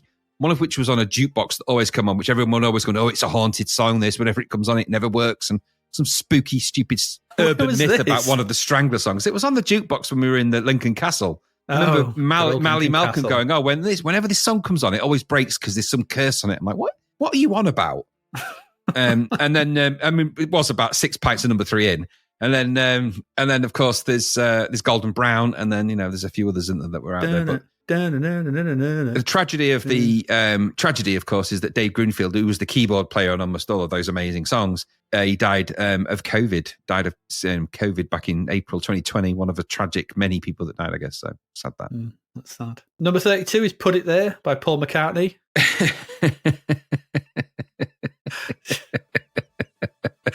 This song is so twee. It's quite remarkable. And even by Paul McCartney standards, this is high on the twee scale. It's ridiculous. And a reminder that he writes really crappy songs because it is really crap. Really crap lyrics, twee trite little rhymes. If you were with me, rubbish. I'd have and a lots cup of McCartney. tea. I'll have a cup of tea with me biscuit tea. Anyway, lots of McCartney trademark wobblehead and eyebrow raises, I thought.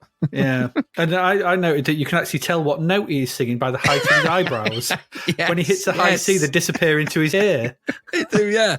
Oh, they do. It's actually, like, yeah, he is. That's how he hits those notes. His eyebrows are in control. It is. And they always have been. Lennon knew that about him. It's why he's always he's never quite happy about the songs he wrote. Exactly. Your eyebrows are in charge, mate. I don't know what you're talking about. Oh, you've snapped a string. Said Thomas. In at number 38 is "Room at the Top" by Adamant. Yes. Now, this was a reminder, wasn't it? What happens to when ants are taken away from the other ants? The colony. When they get taken away from the colony, they're confused and directionless and often lose their way and they'll just die. And that's kind of what his career did and what this song probably did at the same time because it is awful. Awful. It is bad. It's not so a great bad. track, this. No, needlessly cheesy women sexualizing on it as well on this dog egg video. Oh, God, yeah. Crap song. Not good. I've just seen your comment. Time to pour boiling water on this one. Yes, that is the way. Yes, that is the way. You want to get rid of an ant, pour boiling water No, on it. It's a bit mean, the mad thing is, right, just as a little aside, and I don't know if you know about this, or maybe you do, I went to see Adam and the Ants in Birmingham, maybe before COVID, so it's a few, a billion years ago now. But they did a 2-hour show. They did their entire Adam and the Ants album, or one of the albums, the Wild Frontiers, is it? Yeah, Kings of the Wild Frontier, yeah. So they did the full album and then loads of other songs in between. And it was brilliant. 2 drummers on the stage, proper Adam and the Ants stuff. It was really good. Prince chiming, all that stuff. Thankfully, he didn't do that crappy song. No. They were really good. And he looked like a kind of a mad pirate, but he looked the part-ish. But he didn't have put the effort in. 2 hours, non-stop. There wasn't even a break. He didn't even chat to the audience. It was like one song, next song, go. But it was good. So. Yeah, there you go. Good job I didn't pour water on him then. Not yet. Should pour water on this next one though. Number 40 is Dirty Love. Dirty Love by Thunder.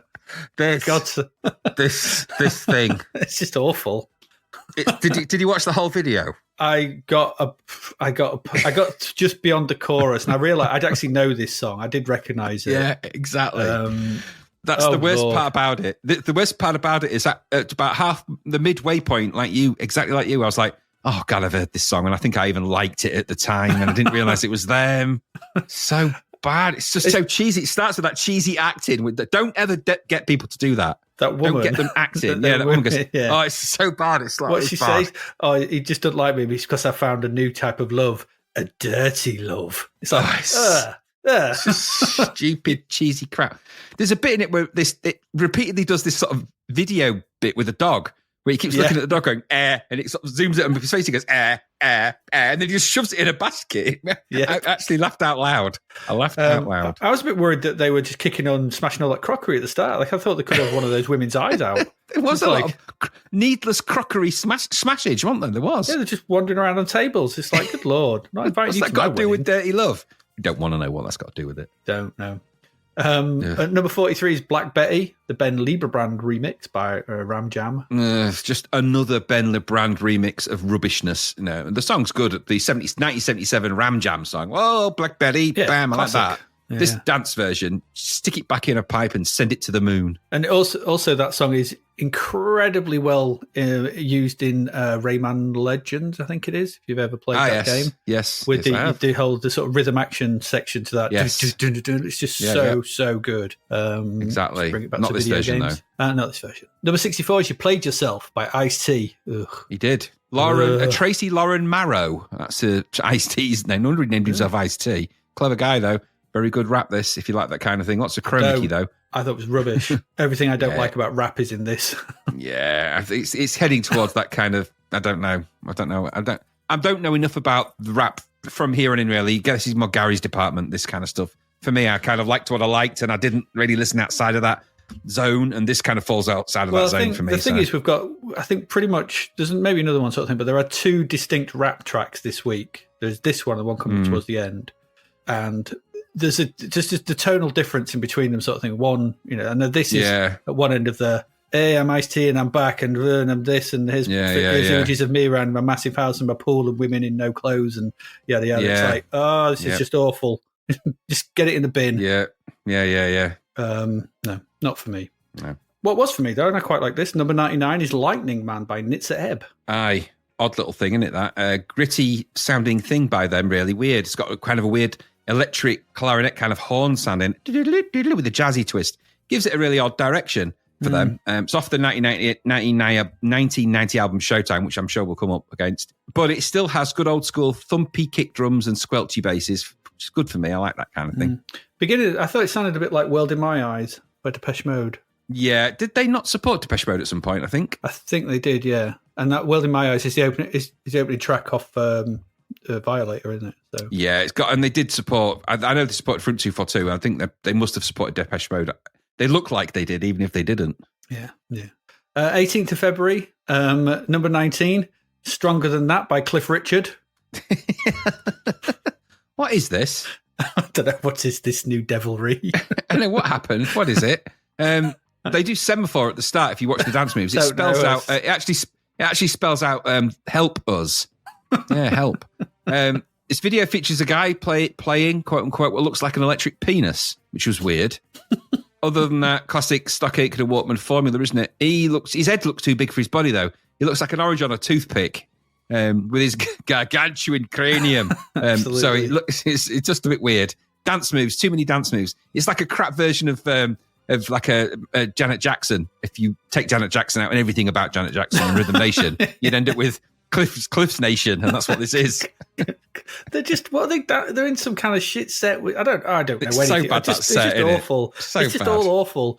Loads of young dancers sort of thing, and then Cliff in the middle trying to dance with him, and it's like, and fair play. He was about quite well for what would he been back then? About 50. Then getting into his 40s. Some say he's 1,000 years old. Yeah, absolutely. He's a proper Thulsa Doom, and he won't bloody die. He keeps snaking off into the grass. Bloody idiot. Yes, exactly. But yeah, my Boromir comment was just all I could think of when I watched this. Just horrible. I hate it. Number 27, Infinity. Oh God, this song. I hate this stupid song. 1990s Time for the Guru by Guru Josh. I don't like it. Gary loved it. Brown Sauce was digging this thing. With that. Is that a clarinet or a sax? What is it? I don't. It's some kind of synthesizer that you should have been hit with. I don't like it. It's just I've always hated it. Gary loved it. Well. I always hated it. I don't like the idea of anyone calling themselves Guru anything. Guru Josh, especially if you don't deserve the accolades that actually are attributed to a real guru. And if you're just going to emit haunting clarinet sounds, then you should be hit with one. So no, be done with you. Yeah, I was like, what is this? Do I recognise this? And as soon as I heard it, I was immediately gripped with a fear I've not felt in over 1,000 years.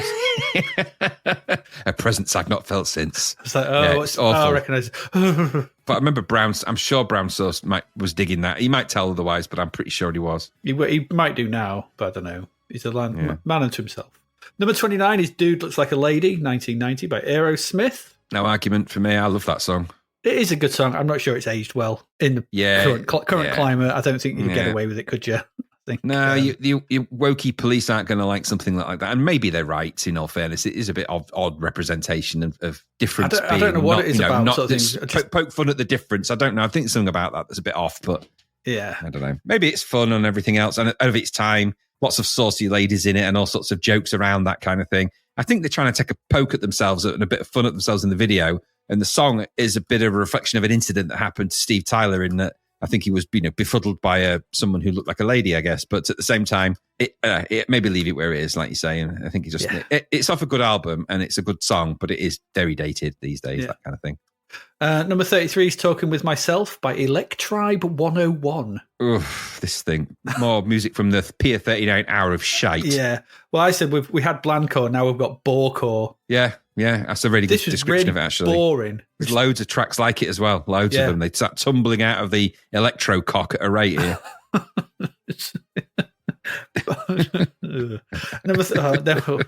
Then we've got this. Number 37 is I Might by Shaking Stevens. He's back. I wish you wouldn't. He's back. Old Waxy Skin is back. This time, actually, with more traditional shaky fodder, isn't it? Rock and roll style 12-bar stuff, classic shaky moves. Though to my untrained eye, he looked like he had chewing gum in his shoes and he's trying to get it off. Oh, dog shit in a puddle. Dog shit in a puddle. He even does the shaky toe thing, doesn't he? He sort of stands on his toes. Impressive that for a man of his age. Just look, his toes just go crack and he's like, His tendons just snap. His tendons snap like spaghetti. He just like goes up rice spaghetti. Exactly. You ain't a ballerina now, mate. You literally are Shaking Stevens. Don't do that. But it is like somebody said, you should record something that appeals to all your loyal fans, Shaky. Your rock and roll stuff, that version of you like that. And he goes, I might. And I wish he'd said, I won't. Yeah, absolutely. My comment says, it's 1990. Yeah. It's like, piss off. Exactly. Well, I think there's a reason for this. And I was trying to think, why would he do that? And then I suddenly remembered that it wasn't that long ago that we had that Jive Bunny. And so this is kind of Jive Bunny with him singing and dancing on it, isn't it? So that's why. That's got to be why. Oh, God, he was afraid that Jive Bunny was stealing. If you're frightened that your thunder is being stolen by an animated rabbit, a badly animated rabbit from Yorkshire, you've got big problems aside from your crappy songs. Absolutely. Deal with that first. Deal with your insecurities, mate. I bet he was shaking in his boots. Well, after he broke all his toes, he probably was, yeah. Snapped his tendons. Absolutely. Oh, dear. Number 41 is Get Busy by Mr. Lee. Mr. Lee. I think I would say, yeah, you wouldn't last long. You wouldn't have lasted long with this song. 15 seconds. Yeah, as every house sample going. He even has the one you really love, the in there as well. 15 seconds. Like, 15 seconds. I'm not doing this. I've got better things to do in my life. My only thought with this, and I hated it, I'll be honest, was that when I was listening to it, I thought, it sounded oddly familiar, and then I realised it sounded a lot like the rap part in "What Time Is Love" by the KLF. Right, So okay. we'll put both tracks in the show notes. Go and listen to the rap part of "What Time Is Love" by KLF, and then listen to Mr. Lee Get Busy, and I think you'll notice there is a definite similarity between the style of those. Very similar. Right. Number 42 is "Lily Was Here." David Stewart by David A. Stewart featuring Candy Dulfer. Ballcore entry number 2. So moody, isn't it? So moody. So this is apparently a classic. I guess it's classic because it's probably in all the tune a day books for my first saxophone. I guess I'd say that's an insult to the Candy Dulfer saxophone. He's amazing in it, I have to say, because it can't be easy to play it like that. But it makes me laugh because you get the really dumbed down, stupidly easy guitar parts by Dave Stewart. Ding ding ding ding, and you get her. All the vibrato, and he goes bling bling bling bling bling boring. Bling. I'm like, yeah, it's boring, but a bloody chimpanzee could play it, which would have been more interesting. Although I suspect Candy Dulfer may very well have gone, I'm not duetting with a chimpanzee, not again. So I think that's why it never happened. But yeah, it is super boring, isn't it? Borecore, unbelievable borecore. Where does it get played? Don't know. Not at my house. Well, it did today, and I was not happy about it. At number 44 is "The House of Broken Love" by Great White. I knew nothing of Great White, nothing other than I thought it was a shark. And they're an American rock band formed in Los Angeles in 1977, which massively showed through when I thought about it. So, Yeah. I saw these supporting Alice Cooper. I remember. Oh, wow. Okay, that's cool. Yeah, when I went to see Alice Cooper back in Right. it was either this year or 89. They were pretty good, I thought. They were good at the time. Although, and I posted that picture there, 1,000 hairdressers cried out in fear at that fringe and were silenced. That is heavy fringe, isn't it? That. If you don't believe us, we'll put a link to this video. Wait till he starts singing, which is at about the 2-minute mark. It takes ages for this song to get anywhere. It does. But then he just appears with his fringe, and you will be That is a feared. big fringe. Do you think if you get a motorbike helmet, you have to have it specially made to go over that? Because it's like he's already got a helmet. He has. He doesn't need one. That's so thick. He could survive a 100-mile-per-hour crash straight into a wall. Like, wow, how have you survived that? Takes his hair off. It's like, there you go. Oh, it's not your hair. That's how he hammers nails and things. He just headbutts them with his hammerhead, his power head. You need the power of Great White. You do. When you're doing DIY. Number 46 is "I'm Not Satisfied" by the Fine Young Cannibals. Well, I wouldn't be if I'd released that rubbish. Oh, yeah. Moody again, isn't it? We're back to that moody. Remember what we said about this? The glums. It's the glums, man. The glums. Start Black of a and new white. decade. You don't know Lots what's of coming up. meaning, deep emotions. It's all wasted when it's sung in the key of honk. Honk. Honk. I like that image. That image is great, by the way. That honk image. That should be the logo for the Fine Young Cannibals. It really should. You've invented a thing. In at number 47 is "Runaway Horses" by Belinda Carlisle. Schmoozy. Very schmoozy. Yeah, I quite like it. It meanders a bit to begin with, then it breaks into a really the chorus just comes, and it's like, oh, this is a really good song. And after that, it's pretty good. Just takes a bit Runaway of time Horses. to get to that chorus. Yeah. Runaway I think Horses. I like this more. I like this probably more than Thou does. The chorus is great. It's all right. I wasn't It's overly just- blown away by it, but It's just Belinda Carlisle, good chorus. She does good chorus. yeah, I won't argue with that. It's catchy enough.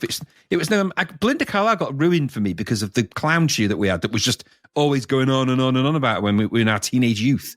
The point when it just became, I would argue, borderline crazy obsessed with that. Avid fan. It was getting a bit, tears run, no. What's the Dear Stan? It was starting to get a bit Dear Belinda for me. That Dear Belinda, are you too busy to write to your fans? That kind of thing. It was getting a bit stalkery. So Oh dear. not for me, but for that person. Yeah, Gary.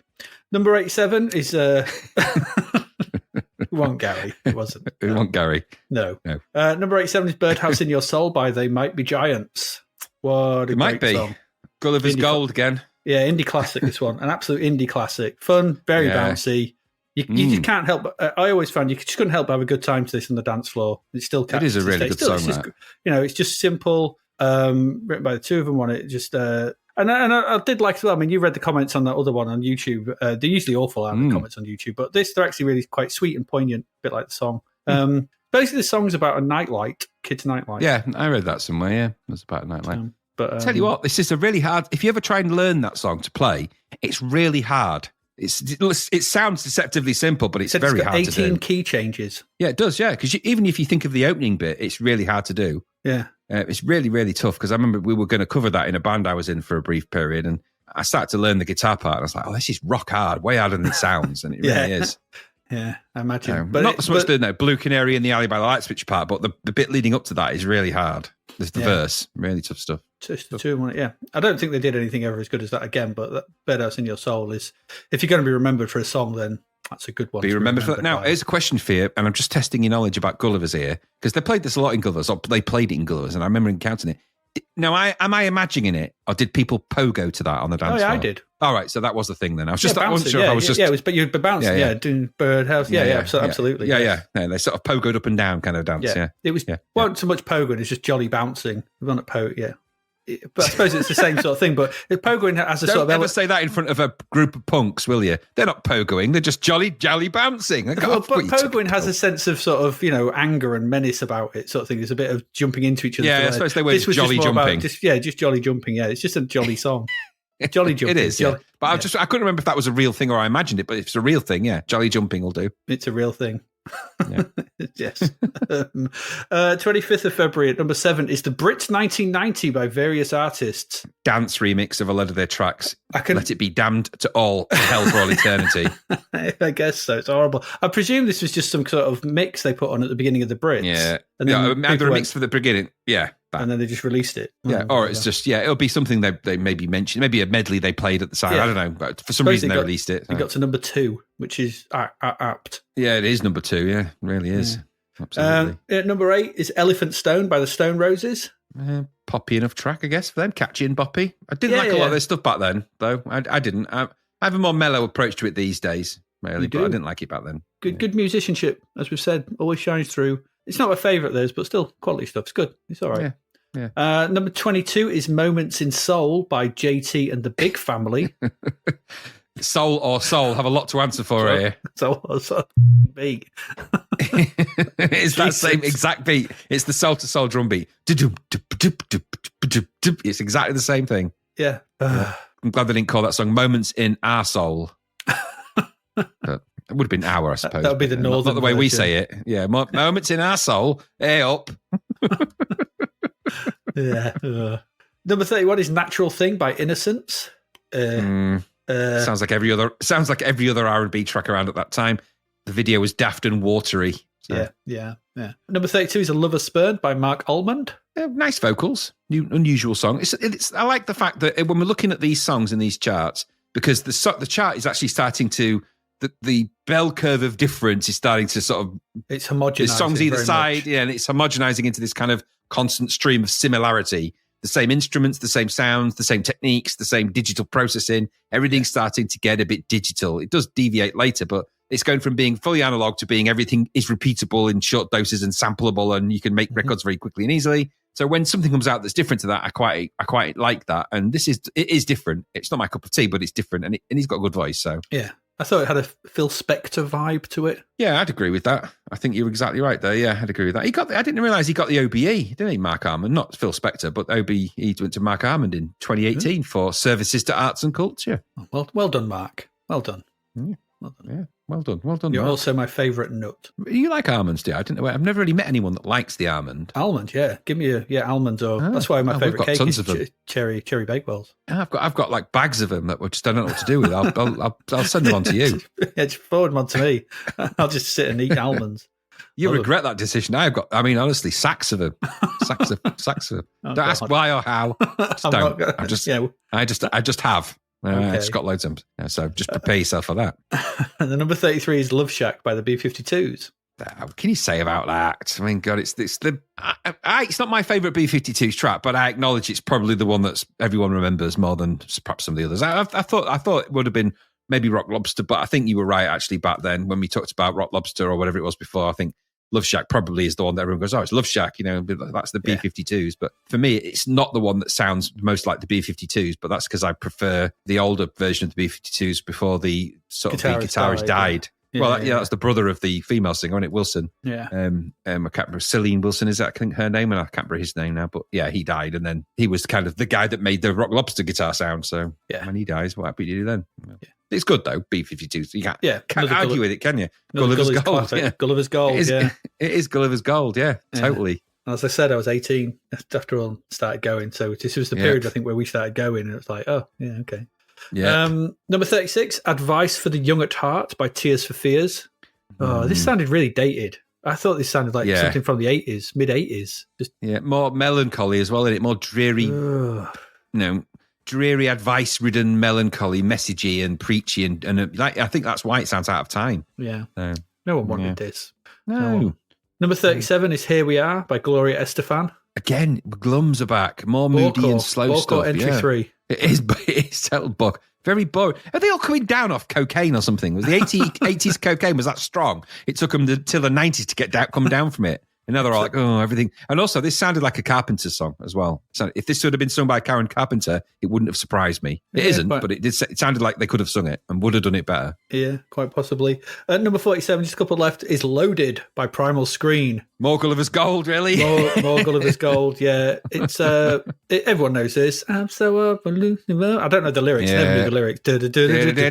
Yeah. We want to be free to do what we want to do. We want to have a good time. Yeah, used to great effect in the film The World's End. Yeah. Yeah.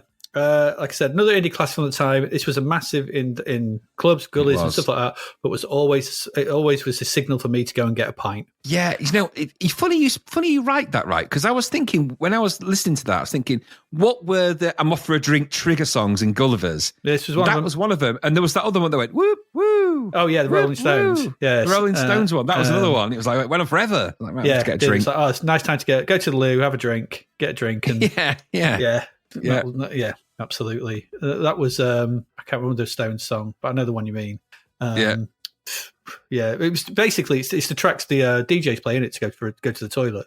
Yeah, because they're about 7 or 8 minutes long. Tracks, so they've got time to go and get a drink and go to the toilet. Finally, as we finish this week, number 54, Bring Forth the Guillotine. Bring Forth the Guillotine by Silver Bullet. Yeah, now Bram Sauce really liked this track. I remember him bringing it round to the house and going, "You've got to wear this, you've got to wear this." And I remember listening to it with him, and he's "Bring forth the guillotine," really angry rapping. Yep. And you got to love it for that. You know, this is the follow up to 20 seconds to comply. It's like, if that wasn't angry enough for you, then bring forth the guillotine. They didn't comply. You didn't comply with bring forth the guillotine. And as I've noted, like, if you compare and contrast this with the self-aggrandizing ass of Ice-T earlier, it's just night and day. This is what I was on about. So I think this is great. I mean, I don't like rap is not my oeuvre. It's not my thing. But I love this. This was great because she's just that angry. And he's rapping. And British, of course. Yeah, and British. Yeah, he's rapping so good. Well, I wonder whether I mean, I haven't looked into it, and Brown Sauce is needed for this to validate this kind of thing because he knows all. But I suspect, if you're coming from the streets of London, which is I think where Silver Bullet was from, and I'm guessing you're going through all the troubles that there were in the 80s in London. Of course, there was all sorts of riots and stuff like that. You're going to come out of that quite an angry person. So probably 20 seconds to comply. Police state. Lots of police antagonistic stuff. We've gone through all of the various riots and things like that. Then you've got bring forth the guillotine. I think the message is clear. I think it's born from the songs are born from the troubles. The other end of the spectrum, the Ice-T spectrum. Look at my cash. Look at the money. We finally made it. Maybe it's a bit of that. Yes, yeah, probably. And there we go. That's it. That's your singles for February. Some boring stuff. A lot of songs I would reckon we're starting to recognise from clubs. Yeah, well, I'm thinking of putting a compilation together. Gulliver's Gold. I'll stick it in Spotify. He's got 5 or 6 this month. And I'll put them into I'll put the Spotify link into the channel notes or whatever show notes. I will, so you can know. And as we go through and we find any more Gulliver's Gold, we'll put it in there as well. Yeah, I reckon that's a good shout. And you can hear what we would dance to, and probably you would dancing to as well, I would imagine. Yes, some of our listeners probably maybe a year or two behind us or a year or two ahead of us. Some of our listeners probably we've got. We are who we are, people of our age. So you were probably hitting this sort of age around the same time as us. You probably recognise a lot of these. Now, did Brown Sauce join us on the dance floor? And if he did, what songs got him on the dance floor? Because he was into well different stuff to what he was into back then. He didn't really come to Gulliver's very much. No, I don't remember him being there. And if I did, we'd have had to sneak him in a small bag. Which wouldn't have been hard. But he came. I mean, I remember you two DJ'd that the Tuesday night a couple of times, didn't you? So, yes, we did. Yeah, which was fun. But there you go. Anyway, right, that's it. That's your music. We're going to take a quick break. We will come back. We still have 2 more games. We'll see what they're like after this break. Welcome back. Two games left as we, start our journey through February. Graham, it's over to you for this first one to take us through Maze Mania. This was from Hewson, a late entry in the Hewson lists, really. $9.99, pricey, 40%, eggy. The code was Andrew Parton. He did Flying Shark. So, graphics are by Mark Jones, though. He did Arkanoid, Altered Beast, and Jailbreak. Musician, Matt Thumpy Gray. He did Last Ninja 2, Thumpy the Thumpy Song, Driller, Thumpy Driller, and Hunter's Moon, and the Thumpy Hunter's Moon. So he's a very thumpy composer. Good stuff. So I couldn't find a lot of instructions for this. I found some Spectrum instructions, which had the C64 stuff in and the blurb, such as it is. Yeah. I'll go for the blurb. It's a simple thing. It says, the scenario, according to the instructions, is Flippo, that's you in the game, must travel through the mazes of the upper plane, turning the tiles as he goes, avoiding the gliding aliens that appear to hinder his quest. Collect icons to gain extra power and bound over the star-spangled black hole to avoid being suspended and lost in inner space. Should be outer space, but okay. It says, playing the game, you must guide Flippo around the maze, avoiding the various inhabitants of the maze because they're in a maze. Too many mazes, not really. Doesn't say that. Maze. Like that. Amazing. They are deadly to the touch. As he walks over a tile, it will turn over to another colour. The object of the game is to turn all of the tiles over in the maze. When you have completed this task, you will then progress to the next level. On his travels around the maze, Flippo will come across some tiles that don't turn over to the required colour the first time he travels over them, and they actually need to be walked over twice to turn them to the right colour. There are also tiles that will only turn to the right colour when walked over from one direction, i.e. vertically or horizontally. So 2 directions, really. But it can be backwards and forwards and left and right. Anyway, there's also icons, which occasionally, again, they'll float around the maze. If you walk into one, they'll give you some of the different effects. So, and I think I haven't listed what the effects are in it. For some reason, I've deleted that. What the icons, what they do? Yeah. Yeah, that's because it doesn't tell you what they do in the instructions. Yeah, no, that's useful. I've noted that down. Yeah, all right. So I thought I'd missed it off, but Claire hadn't. But it won't matter anyway, really, in the great scheme of things. Apparently, there's a bonus C64 game where when you complete a level, you're faced with a bonus game in which you must try and earn yourself some points. That seems like a very weak description of a bonus game. Aren't all bonus games designed like that? What have you got to do? Earn points. Okay. The instructions were written by a very lazy man, I think. Yeah, I think so. Anyway, it's a puzzle game, this, akin to a kind of Pac-Man meets Othello, I guess, really, the board game Othello. I don't know, you have to flip stuff over. That's it, you've got to flip the floor over. The floor. Floor flipping. The game starts with a vibrant loading screen, I thought, colourful title screen, and some suitable thumpy music from Matt Thumpy Gray. Press fire, and once the jingle has thumped its way through, it's actually quite a twee jingle, really, that. You're into Maze 1 and you're on the run. You control Flippo, like it said, with your joystick, and you guide him around the maze. As you work your way around the up and down and left and right of the maze, you will flip the floor tiles over, like it said, and they'll become a different colour. As you do more, you'll notice the floor become all the same colour, and that does change for each level. You must get the floor tiles to the same colour to reveal the exit, which is not actually where you think it's going to be because it appears somewhere, and then you can then move to the next level when you find the exit. The mazes here are akin to a Pac-Man type notion, and your view is top down, but with some nice 2.5D shading on the walls, I felt. Some attempts at shadow. Flippo is a single sprite, and the corridors of the maze are handily just enough for your sprite to run across through. Your view is about the same distance camera to player, something like Speedball, I thought. So not too bad. As you move around, the enemies will get in your way and you can jump over them. However, this is a maze, and as I've said, some of the tiles will only change colour if you run over twice or indeed in certain directions, like I've said. The maze puzzle part will start to kick in when you can't seem to get to the tile from the right direction. And so you've got to think, I've got to double back on myself and go around there. The pace is quite frantic enough, though it's not really clear what damage the baddies actually do. You've got a big health bar, but okay. The game window is the upper 4/5 of the screen, with the lower fifth given over to a simple UI with current level, current score, remaining lives, and some kind of energy bar, I think. The graphics here are bright and colourful, with some nice medium-res shading and visuals on display. Screen scrolls around smoothly as you take Flippo on the run and sort of run about trying to avoid the black holes, really, and just sort of flip tiles over and go flipping. Get yourself flipping. Flipping great. As the levels progress, the graphics get more varied and interesting, and the challenge of the game gets more intense. There are apparently 15 different mazes to work through, which is quite a lot, but I don't know, for 10 quid, is it enough? I don't know. By the way, I don't know if you know this, but the difference between mazes and labyrinths is that labyrinths have a single continuous path which leads to the centre, and as long as you keep going forward, you will get there eventually, and mazes have multiple paths which branch off and will not necessarily lead to the centre, just in case you ever wondered. And the reason I mentioned that is because in one of the instructions I read, it said that you're trapped in a labyrinth. I thought, well, you're not. You're trapped in a maze. It's called Maze Mania. That would be stupid. But Labyrinth Mania sounds too much of a mouthful. So what does it all mean? There's a good game in here, I think. Unfortunately, at the wrong price. This has budget game written all over it. Had this been $1.99 or maybe even $2.99 at a push, this would have been more acceptable. But as a full price game, it's oversimple and very one note. Yes, there are some nice colours, nice mazes if you like mazes. Not labyrinths, remember? The sprites are okay. And the music was very thumpy indeed. But the gameplay is repetitive, and while the challenge is definitely upped as you progress, and this game, by the way, is no pushover, the sense of having 14 more levels of principally the same thing over and over might overwhelm your desire to continue. Add to that a slight design issue on how the screen and maze is displayed. The maze and view is quite zoomed in, like I said, and this limits your view to a degree of the maze. So sometimes, and I guess it's a thing with mazes in general, you'll head down a wrong path or find yourself on the wrong side of a double flip floor tile. But that's the game, I hear you cry, and it is. But in the matters of running around, it's sometimes easy to get lost and it all kind of looks the same. So remembering the routes back to places is not so easy. I guess the key thing here, maybe you could draw it out, I don't know. Maybe there's no easy answer to some of this other than trial and error.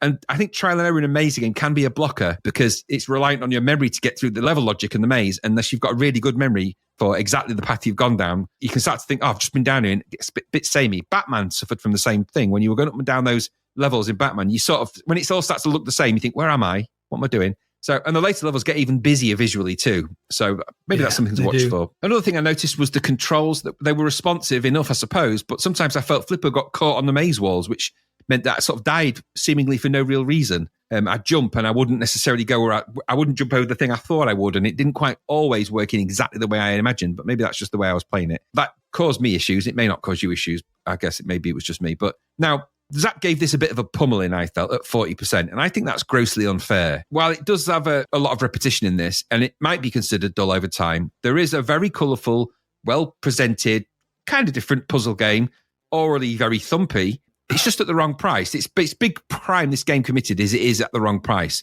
But to say this is only 16% better than Dragon Spirit and 20% worse than Moonwalker, get lost, Zap. Just get lost. I don't think they even played it, really. They gave it a very tertiary kind of, it's no good. No, it's not very good. And I think it's deserving of something better than that.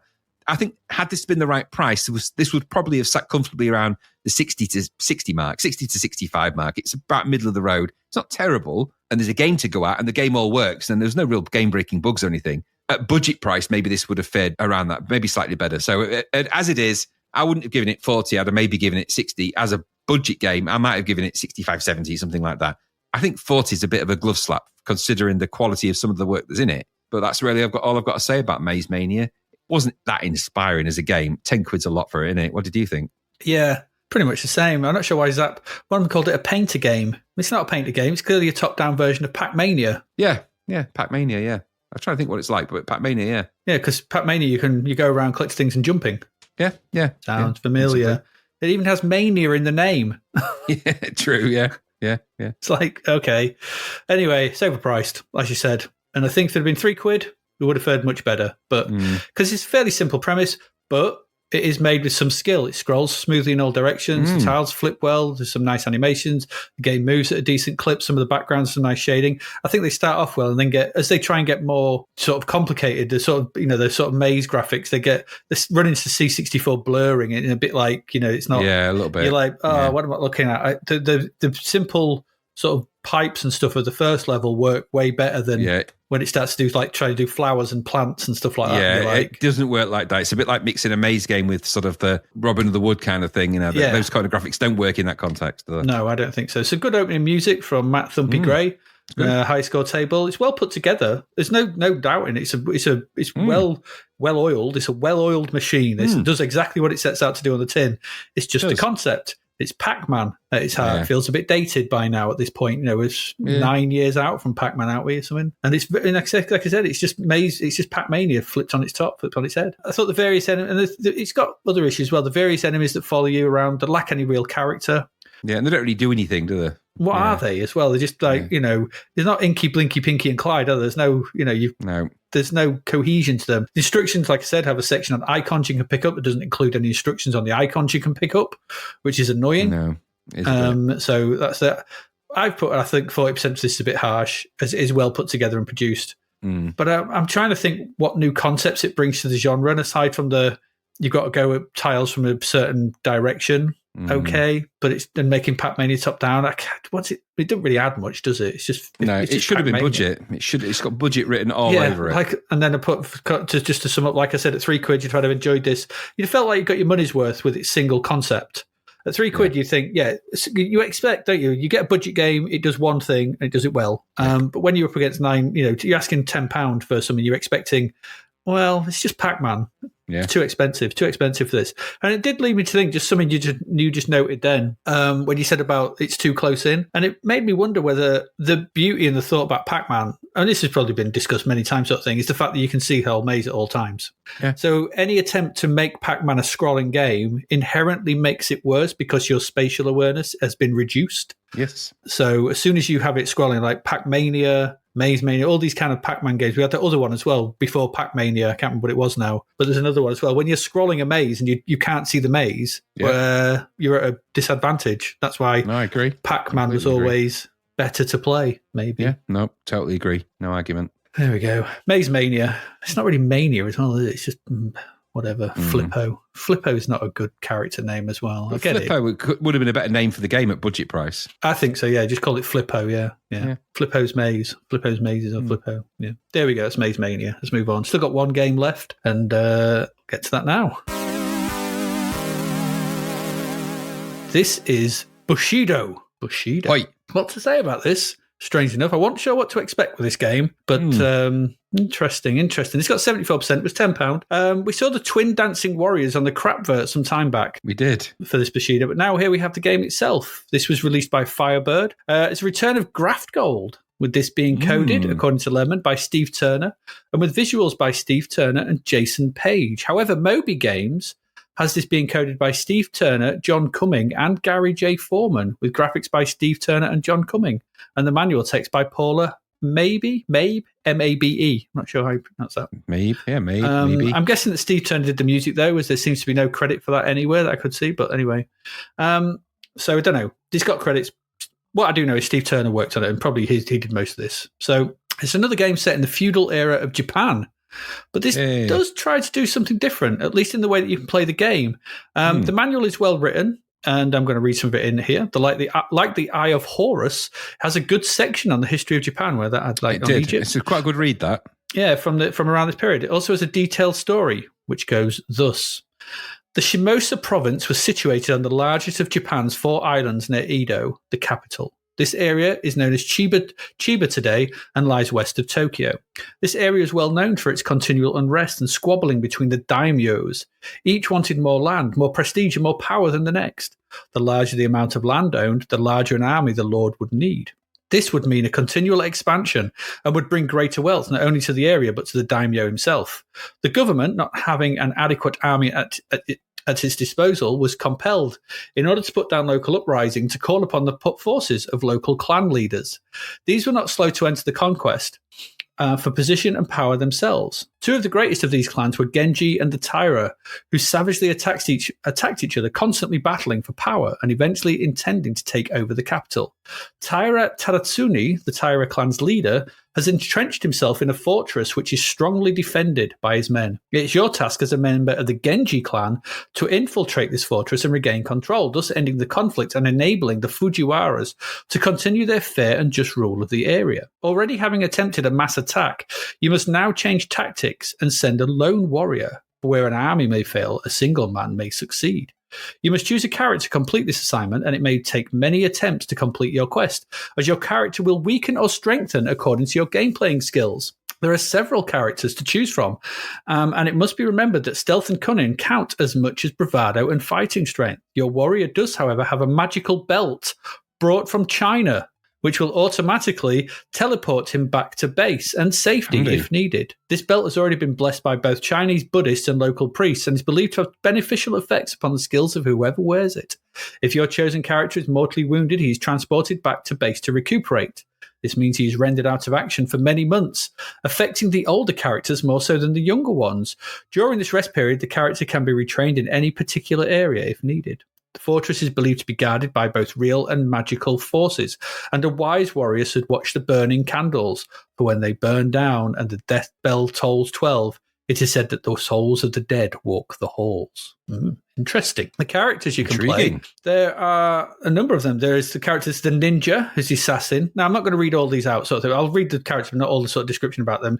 The ninja assassin, trained from boyhood in the arts of concealment, stealth, and murder. A ninja was capable of penetrating anywhere in the dead of night.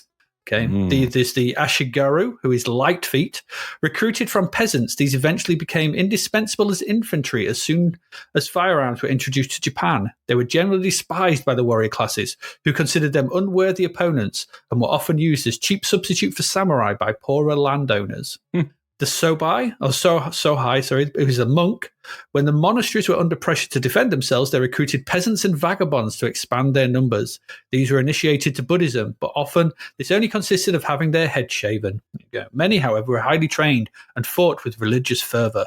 These are the Gakushu, the scholar priest, similar to a druid in early Europe. These were Shinto priests learned in the art of writing and the lore of magic, and much of their lives was spent seeking out ancient knowledge. There's the samurai, who's the one who serves, an aristocratic warrior. They pledged their allegiance to their feudal lord and believed in honor or death. The wealthier samurai fought on horseback and were highly skilled in the use of the bow. There's the bushi, or the warrior. These were professional soldiers, but were of lower rank than samurai. Many middle-class men joined the bushi to try and elevate their position in society. Successful soldiers would be promoted, and this would also improve their family status as well as their own. There's the monk. There's the Buddhist monk. These lived in austere conditions and required absolute self-discipline. The fighting arts were initially used as a means of physical and mental discipline, but became essential as a means of survival, with constant fighting between feudal lords. They practiced Zen, combined with the martial arts, and the samurai would seek out Zen masters to teach them their skills. And finally, there's the Yambushi, or the mountain warrior. To escape feudal life, many left their village and joined together in mountains under a chieftain. Some became bandits, but others lived by selling their services to a landowner in need of troops. These mercenaries had little loyalty, and battles could change course by outbidding the opponents of the ambush. So the ambushi changed sides. Okay, so that's it. That's your instructions. That's your characters. You've got a choice of characters. And we've got a decent setting here. It's in feudal Japan, and we're sort of setting out on this quest to stop all this rubbish going on. It's interesting. Numerous characters to choose from. An almost demon Dark Souls mechanic of death returning to you to the home base. Like a bonfire in Dark Souls or Bloodborne or anything like that. When you die, you go back. And there's another interesting mechanic here. Only old age leads to the full death of your character. Curious. So essentially, when you pick a character, if you die, you go back to the base, but it takes you several months to recuperate. So some of these characters start off quite young. I think it's the Ashiguru, the light feet, the peasants. They start like about 8 years old when you get them, and they have no skills or no training. You pick some of the other characters and they're maybe in their 40s or their 30s. So do you therefore go for a young untrained novice and shape them to your own vision, or go for someone more trained? Although, did it make a difference to the game itself? Not sure on that one. But I do like that kind of idea, because they're similar to what we get in the Souls games and things, because in the Souls games we get different types of characters that you can pick, or you can pick something called, I think it's like the Waste of Space, which is one of the character types. And if you pick that one, they start at soul level 1, so you can gain souls quickly and sort of allocate them where you want, rather than having souls levels already allocated with the other ones. There's a lot of similarities here, I think, but maybe that's just me. I don't think it is, but I think whatever. We get a nice loading screen as the game loads, and then there's a simple title screen with the logo for the game before we're presented with two options: new game or load game. One is in red, one is in white. Moving up or down will cycle them, so you have no real idea which one is selected. I found that really annoying. I hate that kind of UI. You're like, yeah. It just annoys me. To save the trouble of guessing, it's the white one that is showing, which is currently selected. So pressing fire when you're in a new game takes us to the character select screen. So here, this game has a lot of options, a lot of things to do. So here we can choose to play as any of those characters previously listed, but it's presented in a very strange way. A different coloured player character will zoom across the screen, and below this will be the name of that character type. So character will run across and it'll be saying monk. Then he'll go off screen, and the next one will come on from left to right. It'll say Bushi, and the next one will come up and say ninja, and you're like, just stop. Please just stop. It's really annoying. You can't stop them, but you can flick through the characters in order until they loop back around by pushing any direction on the joystick. It's an odd and infuriating way to do this. I don't understand it. I don't understand why this has been done this way. Just give me a list of the characters or just some icons to choose or whatever. I don't understand this. If you press fire, though, it selects the ones you are currently on, and then you get to see their stats, their statistics, which are their age, their stamina, the agility, the strength, stealth, wisdom, tacky, missile, and karate. How good the characters are with these are indicated by a number of beads against each one.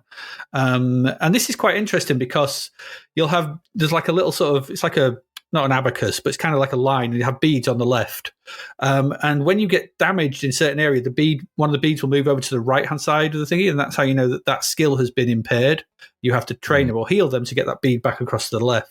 And when you do train in certain elements as well, you'll get more beads on that sort of stack to show you how good you are in that thing. So it's quite an interesting way of sort of showing you might be injured in strength, or your wisdom might have taken a hit or whatever. I don't know, something like that. But it's interesting. If you're happy with your character, you can name them. So you can call them whatever you want, and then you press enter. If you're not, if you move the joystick, it takes you back to the character select screen to choose someone else. So you can just have a look at all the base stats for all the characters before you choose one that you're happy with. And once you're happy with them, you've named them, you get to the next part. Here, you can improve your character's stats by spending the fame points you have to start with. And I think you start with 150 fame points. And certain characters do not have access to certain training. It depends on the character type you pick as to what sort of training they will have. So if it's like a warrior, they won't have sort of the stuff that will give them sort of higher wisdom. So you can't train them in those ways. The monks will have certain things. The Ashigaru, who's the basic one, has access to all of them because you can sort of then pick where you want to put your training points. Again, quite an interesting system where the sort of character type you pick denotes the type of sort of character strengths that they will have. I think that's quite interesting. But if you wish to beef up your character, you can do so. But some of the training actually might leave your character injured. As I said, this is shown by a bead being on the right of the display against that ability. And this can only be sorted by selecting rest and heal. So, and all of these actions also take time. So if you're already quite old, if you're in your 40s, the character's in the 40s, and taking on more training just hastens your passing away from old age. So you get less continues. So you've got this balancing act. If you think you're really good and you're not going to die, you will. But if you think you're not, you can go and just be an old man wandering through. But you once you die, you're going to be out of it. I don't know. I never got to full death. It takes quite a while. So I'm not sure what the old age is. But once you get there, it's dead and game over, and you got to start again. It's an interesting mechanic. Not one I've really seen before. In a game, but does it make much difference in the game as to how old you are? It just sort of lessens the number of continues you get, I suppose. Yeah, but having that age thing is an interesting. That's quite. I quite like that. It's interesting. Once you've selected to either spend or not spend your fame points, you select the menu option. This gets us to the main menu for the game. Now, at the top, we have the option. So we're not even got to the game yet. At the top, we have the options to see our status, which takes us back to the previous menu to spend any new fame points we might have gained. We can also view a map or get into the game. There are also options to see objects, potions, ingredients, shields, vests, and weapons that we might have found, although at the start of the game we have none of these, but you'll find these as you progress through the game. And there's also the ability to save the game, which then you can load at the beginning. So with nothing better to do here, we can just select the game option to get us into it. And our quest starts at Dawngate. And the screen here is split into two. The top 3/4 of the game window and the bottom has the UI. So in the center of the UI, we have our health bar represented again by a series of beads. Basically, that's how it works. So when you take hits, those beads move across to the right. When they've all moved across to the right, you're dead, back to home base to recuperate over a few months. We also have our score, and we have the message bar as well, which shows our present location to start with. That's what happens there. To either side, we have 3 scrolls. So there's 6 scrolls in all, and these scrolls represent from left to right what you are holding. When you're holding something, it'll also pop up in the message bar to remind you, which is a nice touch. You have the shield. This will light up if you are wearing one. The vest, this will light up if you're wearing a vest. There's a yin and yang, which lets you know if you're using a potion. There's an eye, which is the alert status from the guards, which goes from green to yellow to red. Green is they're not aware of you. Yellow, they think something's going on. And red, you better watch out because they're after you. And finally, which weapon you are holding, which will either be a sword, shuriken, a kama, or a hand if you're not holding any weapon. A camera is a type of scythe, I think. The game itself is a chunky, medium-res, flick-screen adventure scene from a pseudo 3D style. So think Entombed or those belt scroller type games. It looks like one of those. It's that kind of imagery. Or what was that game we played? The Detective. It looks a bit like that. It's that kind of sort of pseudo 3D.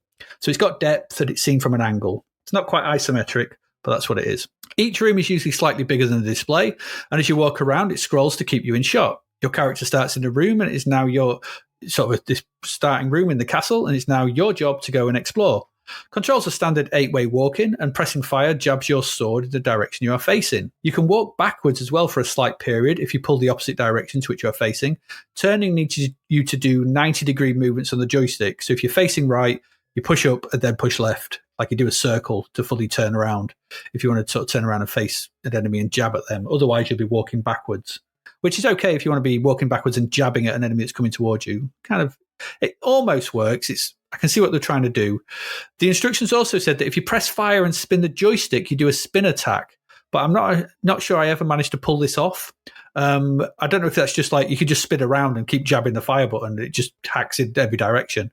I don't know. If you hold the fire button down, though, this will bring up your main menu where you can then equip and use items you have found.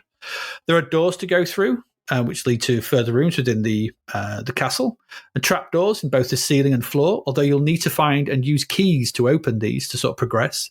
There are guards patrolling the rooms, and they will wander from room to room and come after you if you turn tail and run, and until you find a decent weapon, which, just to tell you, is in the third room. But you go in. When you start, there's one door to go through, go up the stairs, and I think if you search the sort of scenery in that room, you'll find the sword. And then they take a while to kill if you don't find that. If you find that sword, you can kill them in one hit. So just do that. There are also sleeping inhabitants, and if you're stealthy, you can creep past them. I never managed this. My clumpy feet always woke them up. So I was like, I don't know how you can creep with the digital input. No. I just never seemed to work. You also need to search the walls and objects in the room, and you do this by just walking up to them and holding up. It's kind of like Mission Impossible, I suppose, in that respect, but it does it in a weird way. You kind of do this odd animation like you're doing something to the wall, which is a bit unsettling. And if something there, it'll sort of, such as a chest, it'll sort of pop up, it'll just sort of appear. So you kind of just searching all over the place, and sort of weapons will appear. You have to, if you walk over the objects, you need to press fire when their name appears in the message bar, and this collects them. These items can range from rations to restore health to swords, shields, vests, potions, keys, and so on. And then you can go into your menu and equip them. And at first, as I did, you may find yourself stuck because it's not particularly intuitive. It's only when you start realizing, oh, I can search everywhere. I can just jump up at the wall, and there's just stuff hidden all over the place. So you will find that. And then, if you find a key, you'll find a key eventually, and then you go into your inventory and equip it. There's a room with a carpet in, which is a trapdoor beneath it, which will then open, allowing you to progress. This is how you got to do it. There are also ladders on the walls. If these have a line at the top of them, if they go all the way to the top of the wall, and if they've got a line above them, then they too have a locked trapdoor which needs a key to open. So that's how you know there's a trapdoor above you that you can go up through. Essentially, this is a quest game, similar to things like Last Ninja and games like that, but with some interesting twist of its own. It's a big game too, with lots of locations to explore, and the somewhat Dark Souls nature of the task with being taken back to the beginning each time you die, but slowly getting older each time you do, adds an interesting wrinkle to proceedings. The ability to save is a good one. The map as well gets filled in as you progress. You don't have a map to start with, so kind of like what we saw in that Spooks and things like Master of Magic and things like that. As you progress, the rooms, your map, you go back to it, it fills in, so you go, right, you can go there and go there. That's where we've been. It's good as well. My main complaint with the game is the way it feels to play. It feels a bit floaty, lacking in any impact, and combat is just a case of jabbing away until something turns to a skeleton and crumbles to dust. That gets easier once you find the first sword. At first, you're jabbing away for ages, but once you find the first sword, you can kind of pretty much kill everything with one hit. I think if this had a more weighty sense to the characters, it would have worked better if they just had a bit of weight to them. But I know it's a C64, and there's a lot of game, but there's a lot of game to go at here. There's some interesting ideas worked into it, so you kind of give or take. It's a big adventure game, this, with some interesting stuff going on. For those who are looking for a decent and solid arcade adventure, I think there's a good game here. There's an interesting look to it and moves at a decent pace. The controls are simple enough. The interactions in the world are also easy to accomplish. And I like stuff like the fact that you can just equip a key and it will just work. So you equip a key, and that key will just like be active. It's like an active thing. So as soon as you walk into an area where that key is used, it will just be used. Like the trapdoor will open. That's really nice. It saves you having to just try walking up to places and just sort of seeing if stuff works, because that's really annoying when you have no idea. They go to this key, dude. It just happens. It's just like, no, that's quite good. I think it's a great idea. It shows some excellent consideration for player affordance, which just, I've equipped this key. I'll just wander around the room, see if anything opens. Cool. It does. It takes some of the annoyance and frustration away. Also, as well, when you make your way through a level, a secret door opens to the outside world. This allows you to bypass entire levels you've already completed, so you don't have to go through them again. Another good touch, allowing you to sort of play through a level, get back to base, and then, through the secret door, and then go back to the end of that level to carry on to the next one. That's really cool. Keeps the game well believable rather than breaking it up into a level select screen where you're just picking stuff, but the castle just sort of opens up. And one final thing, but when you die, you age, and when you come back 7 months later, there'll be more guards, and they will have moved objects around that you may need to find. I quite like that kind of randomization, and they're a bit more alert. So they don't start on green, they generally start on yellow. They're like, they're on guard, basically. There's some nice touches to this, and I think there's some really good ideas. I'm just not sure of how much these ideas actually feed into the gameplay and how they feed into the actual game when you're playing it. All these sort of ideas about your strength and your wisdom and your tacky and all these kind of stats. I didn't get any. I played several different characters, and because you're always the same sprite, it never actually felt like I was anyone different. So I don't. There's a disconnect between the stats on one side and the actual playing on the other. I didn't get a sense that those two were kind of joined. Maybe they are. Maybe under the hood it is doing things. I don't know. I didn't really get a sense that it was. But yeah, but I didn't love this. I did like it though. I did think it was all right. And I think if I'd played this back then, I may have spent a fair bit of time trying to make my way through the fortress. I think the fortress itself is an interesting place to explore. The graphics are good. Like I said, it moves at a fair clip. Once I started to get my head around how I was finding stuff and getting more weapons and equipping armor to take less damage and things like that, I thought this was quite clever. It's a decent game, this, and it got, what did it get? It only got 70%, didn't it? It got 74%. I think it maybe deserved a little higher. I think this is a game that kind of opens up as it goes along, and I think maybe the more time you put into it, not much more. Because, like I said, I think there's some interesting ideas. I just don't know if they all come together very well. But I did enjoy my time with this more than I was expecting to. When I first played it, I was like, ugh. But as I gave it a bit more time, it started to open up a bit more. And I was like, actually, this is not too bad. Yeah, and I quite enjoyed it. And Steve Turner, Steve Turner and Andrew Braybrook, these guys work together. So there's always going to be that sort of level of thought and consideration behind their games. And I think that shows here. What did you think? Yes, I found this game a little bit odd, I'll be honest, and that's because there's some nice presentation in it, right? And I thought that it had some quite nice looking graphics, isometric-ish 2.5D kind of look, kind of Japanese Entombed, wasn't it, or a Black Witch style? Yeah. That kind of. I thought the presentation looked the part, and because it was quite fast and nippy, I thought actually this is pretty good. And I could scoot around here. Stupidly thought that was going to be a good thing for a stealth game, or the way I was trying to play it. No. And stealth games aren't my thing. They're really not. I'm terrible. Like the clumsiest ninja in the world.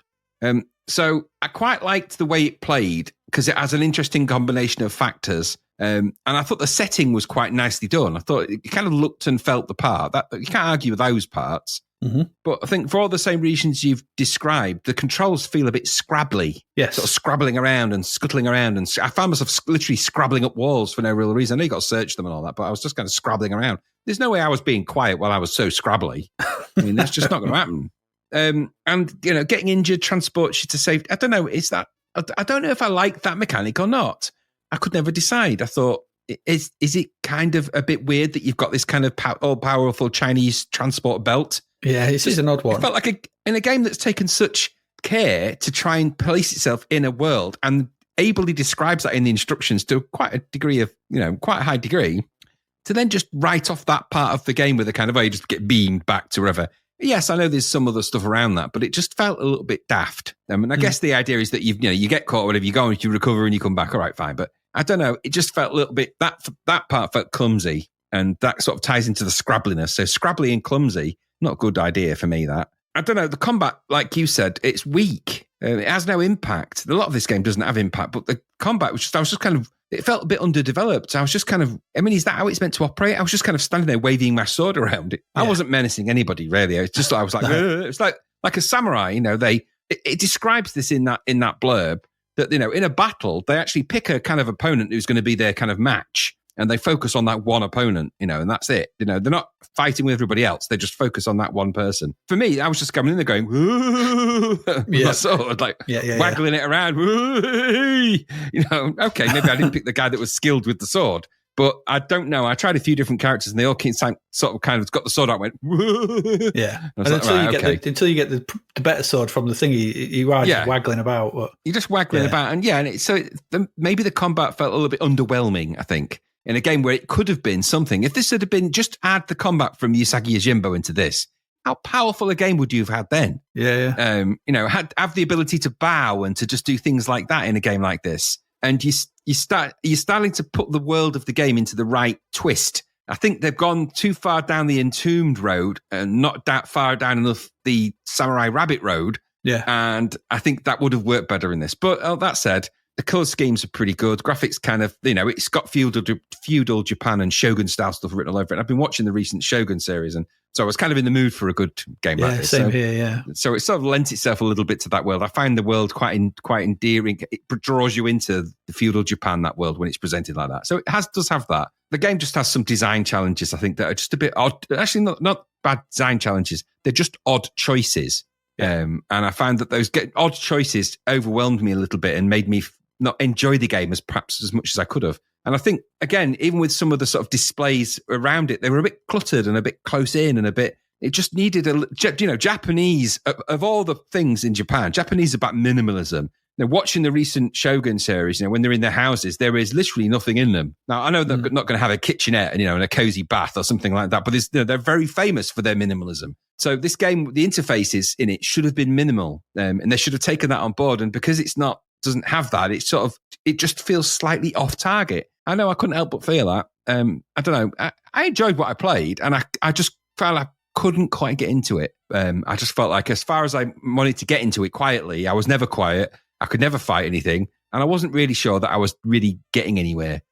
So I don't know. There's parts that I like, parts that didn't. It was all right. The score's probably about right, maybe, for this. I don't know. I might give it another go to see if I can get back into it again, but I don't know. The audio on it was all right, I guess, as well. It's just, I don't know. It looked the part, played the part, but it's something Japanese missing from it. I don't know what I was expecting, really. You sound like me from the other week where you're like, pick an idea, pick a... Well, I think the key takeaway for me from this was I went into it with the wrong expectations. And so my expectations for it were really odd. I wasn't sure what the hell it was going to be. It wasn't what I expected, but it wasn't what I expected. So there you go. That's my take on it. More. I was expecting it to be a bit rubbish and at first I think fighting. when I got to the game and I was like, oh, this isn't very good sort of thing. But it's as you get to grips with its systems, you think, okay, just for a game based on Bushido, which is methodical, slow, thoughtful, very endearing, very round ritual. This is about scrabbling around and climbing up walls. Yeah. I don't know. Take a leaf out of Last Ninja's book. Not the most sumptuous the injury part, but the kind of gardens, walking around the gardens quietly kind of part. Maybe it'd have been a bit more better off with this, but I don't know. Less guards. Less guards. And more thoughtful combat. Yeah. Less that's what I mean. Japanese Entombed and more Bushido. Add a bit more Bushido and Zen to it, and you'd have been all right. Yeah, but there you go. Yeah, it's a very odd one. I like I said, I wasn't sure what to expect, but it's got some interesting ideas. And like I said, some of the stats and the character sort of progression, and I kind of like that. The way I like the facts of certain characters sort of lock off certain training things like so you can focus. You're a warrior. Yeah. You focus on this. I think. But again, I have no idea if they actually do affect anything within the game itself. I couldn't. It's hard to sort of pick up on that because I don't know. Maybe there is, maybe there isn't. I don't know. Maybe if you get further into it, it becomes more obvious. Don't know. It's okay. It's interesting. It's an interesting attempt at something, I think. It's better than Shogun, I think, the game Shogun. Yeah, I think so as well. I mean, it felt like it was in a more coherent space and I wasn't kind of floating around Cloud World. That was even more floaty, wasn't it, Shogun? Yeah, it was very floaty indeed, yeah. Very floaty.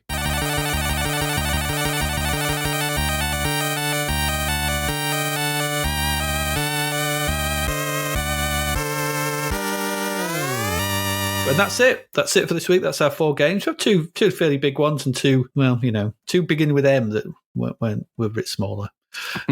So we looked at, what did we look at? We looked at Space Rogue.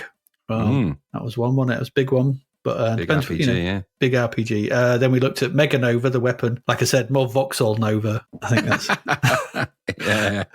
yeah. And that Maze Mania, which is just Pac Mania from a different viewpoint, really, and finally Bushido, which was an interesting, but we're not quite sure. Scrabbly, yeah, interesting, scrabbly, scrabbly type game. Scrambly Bushido, yeah. Yeah, there we go.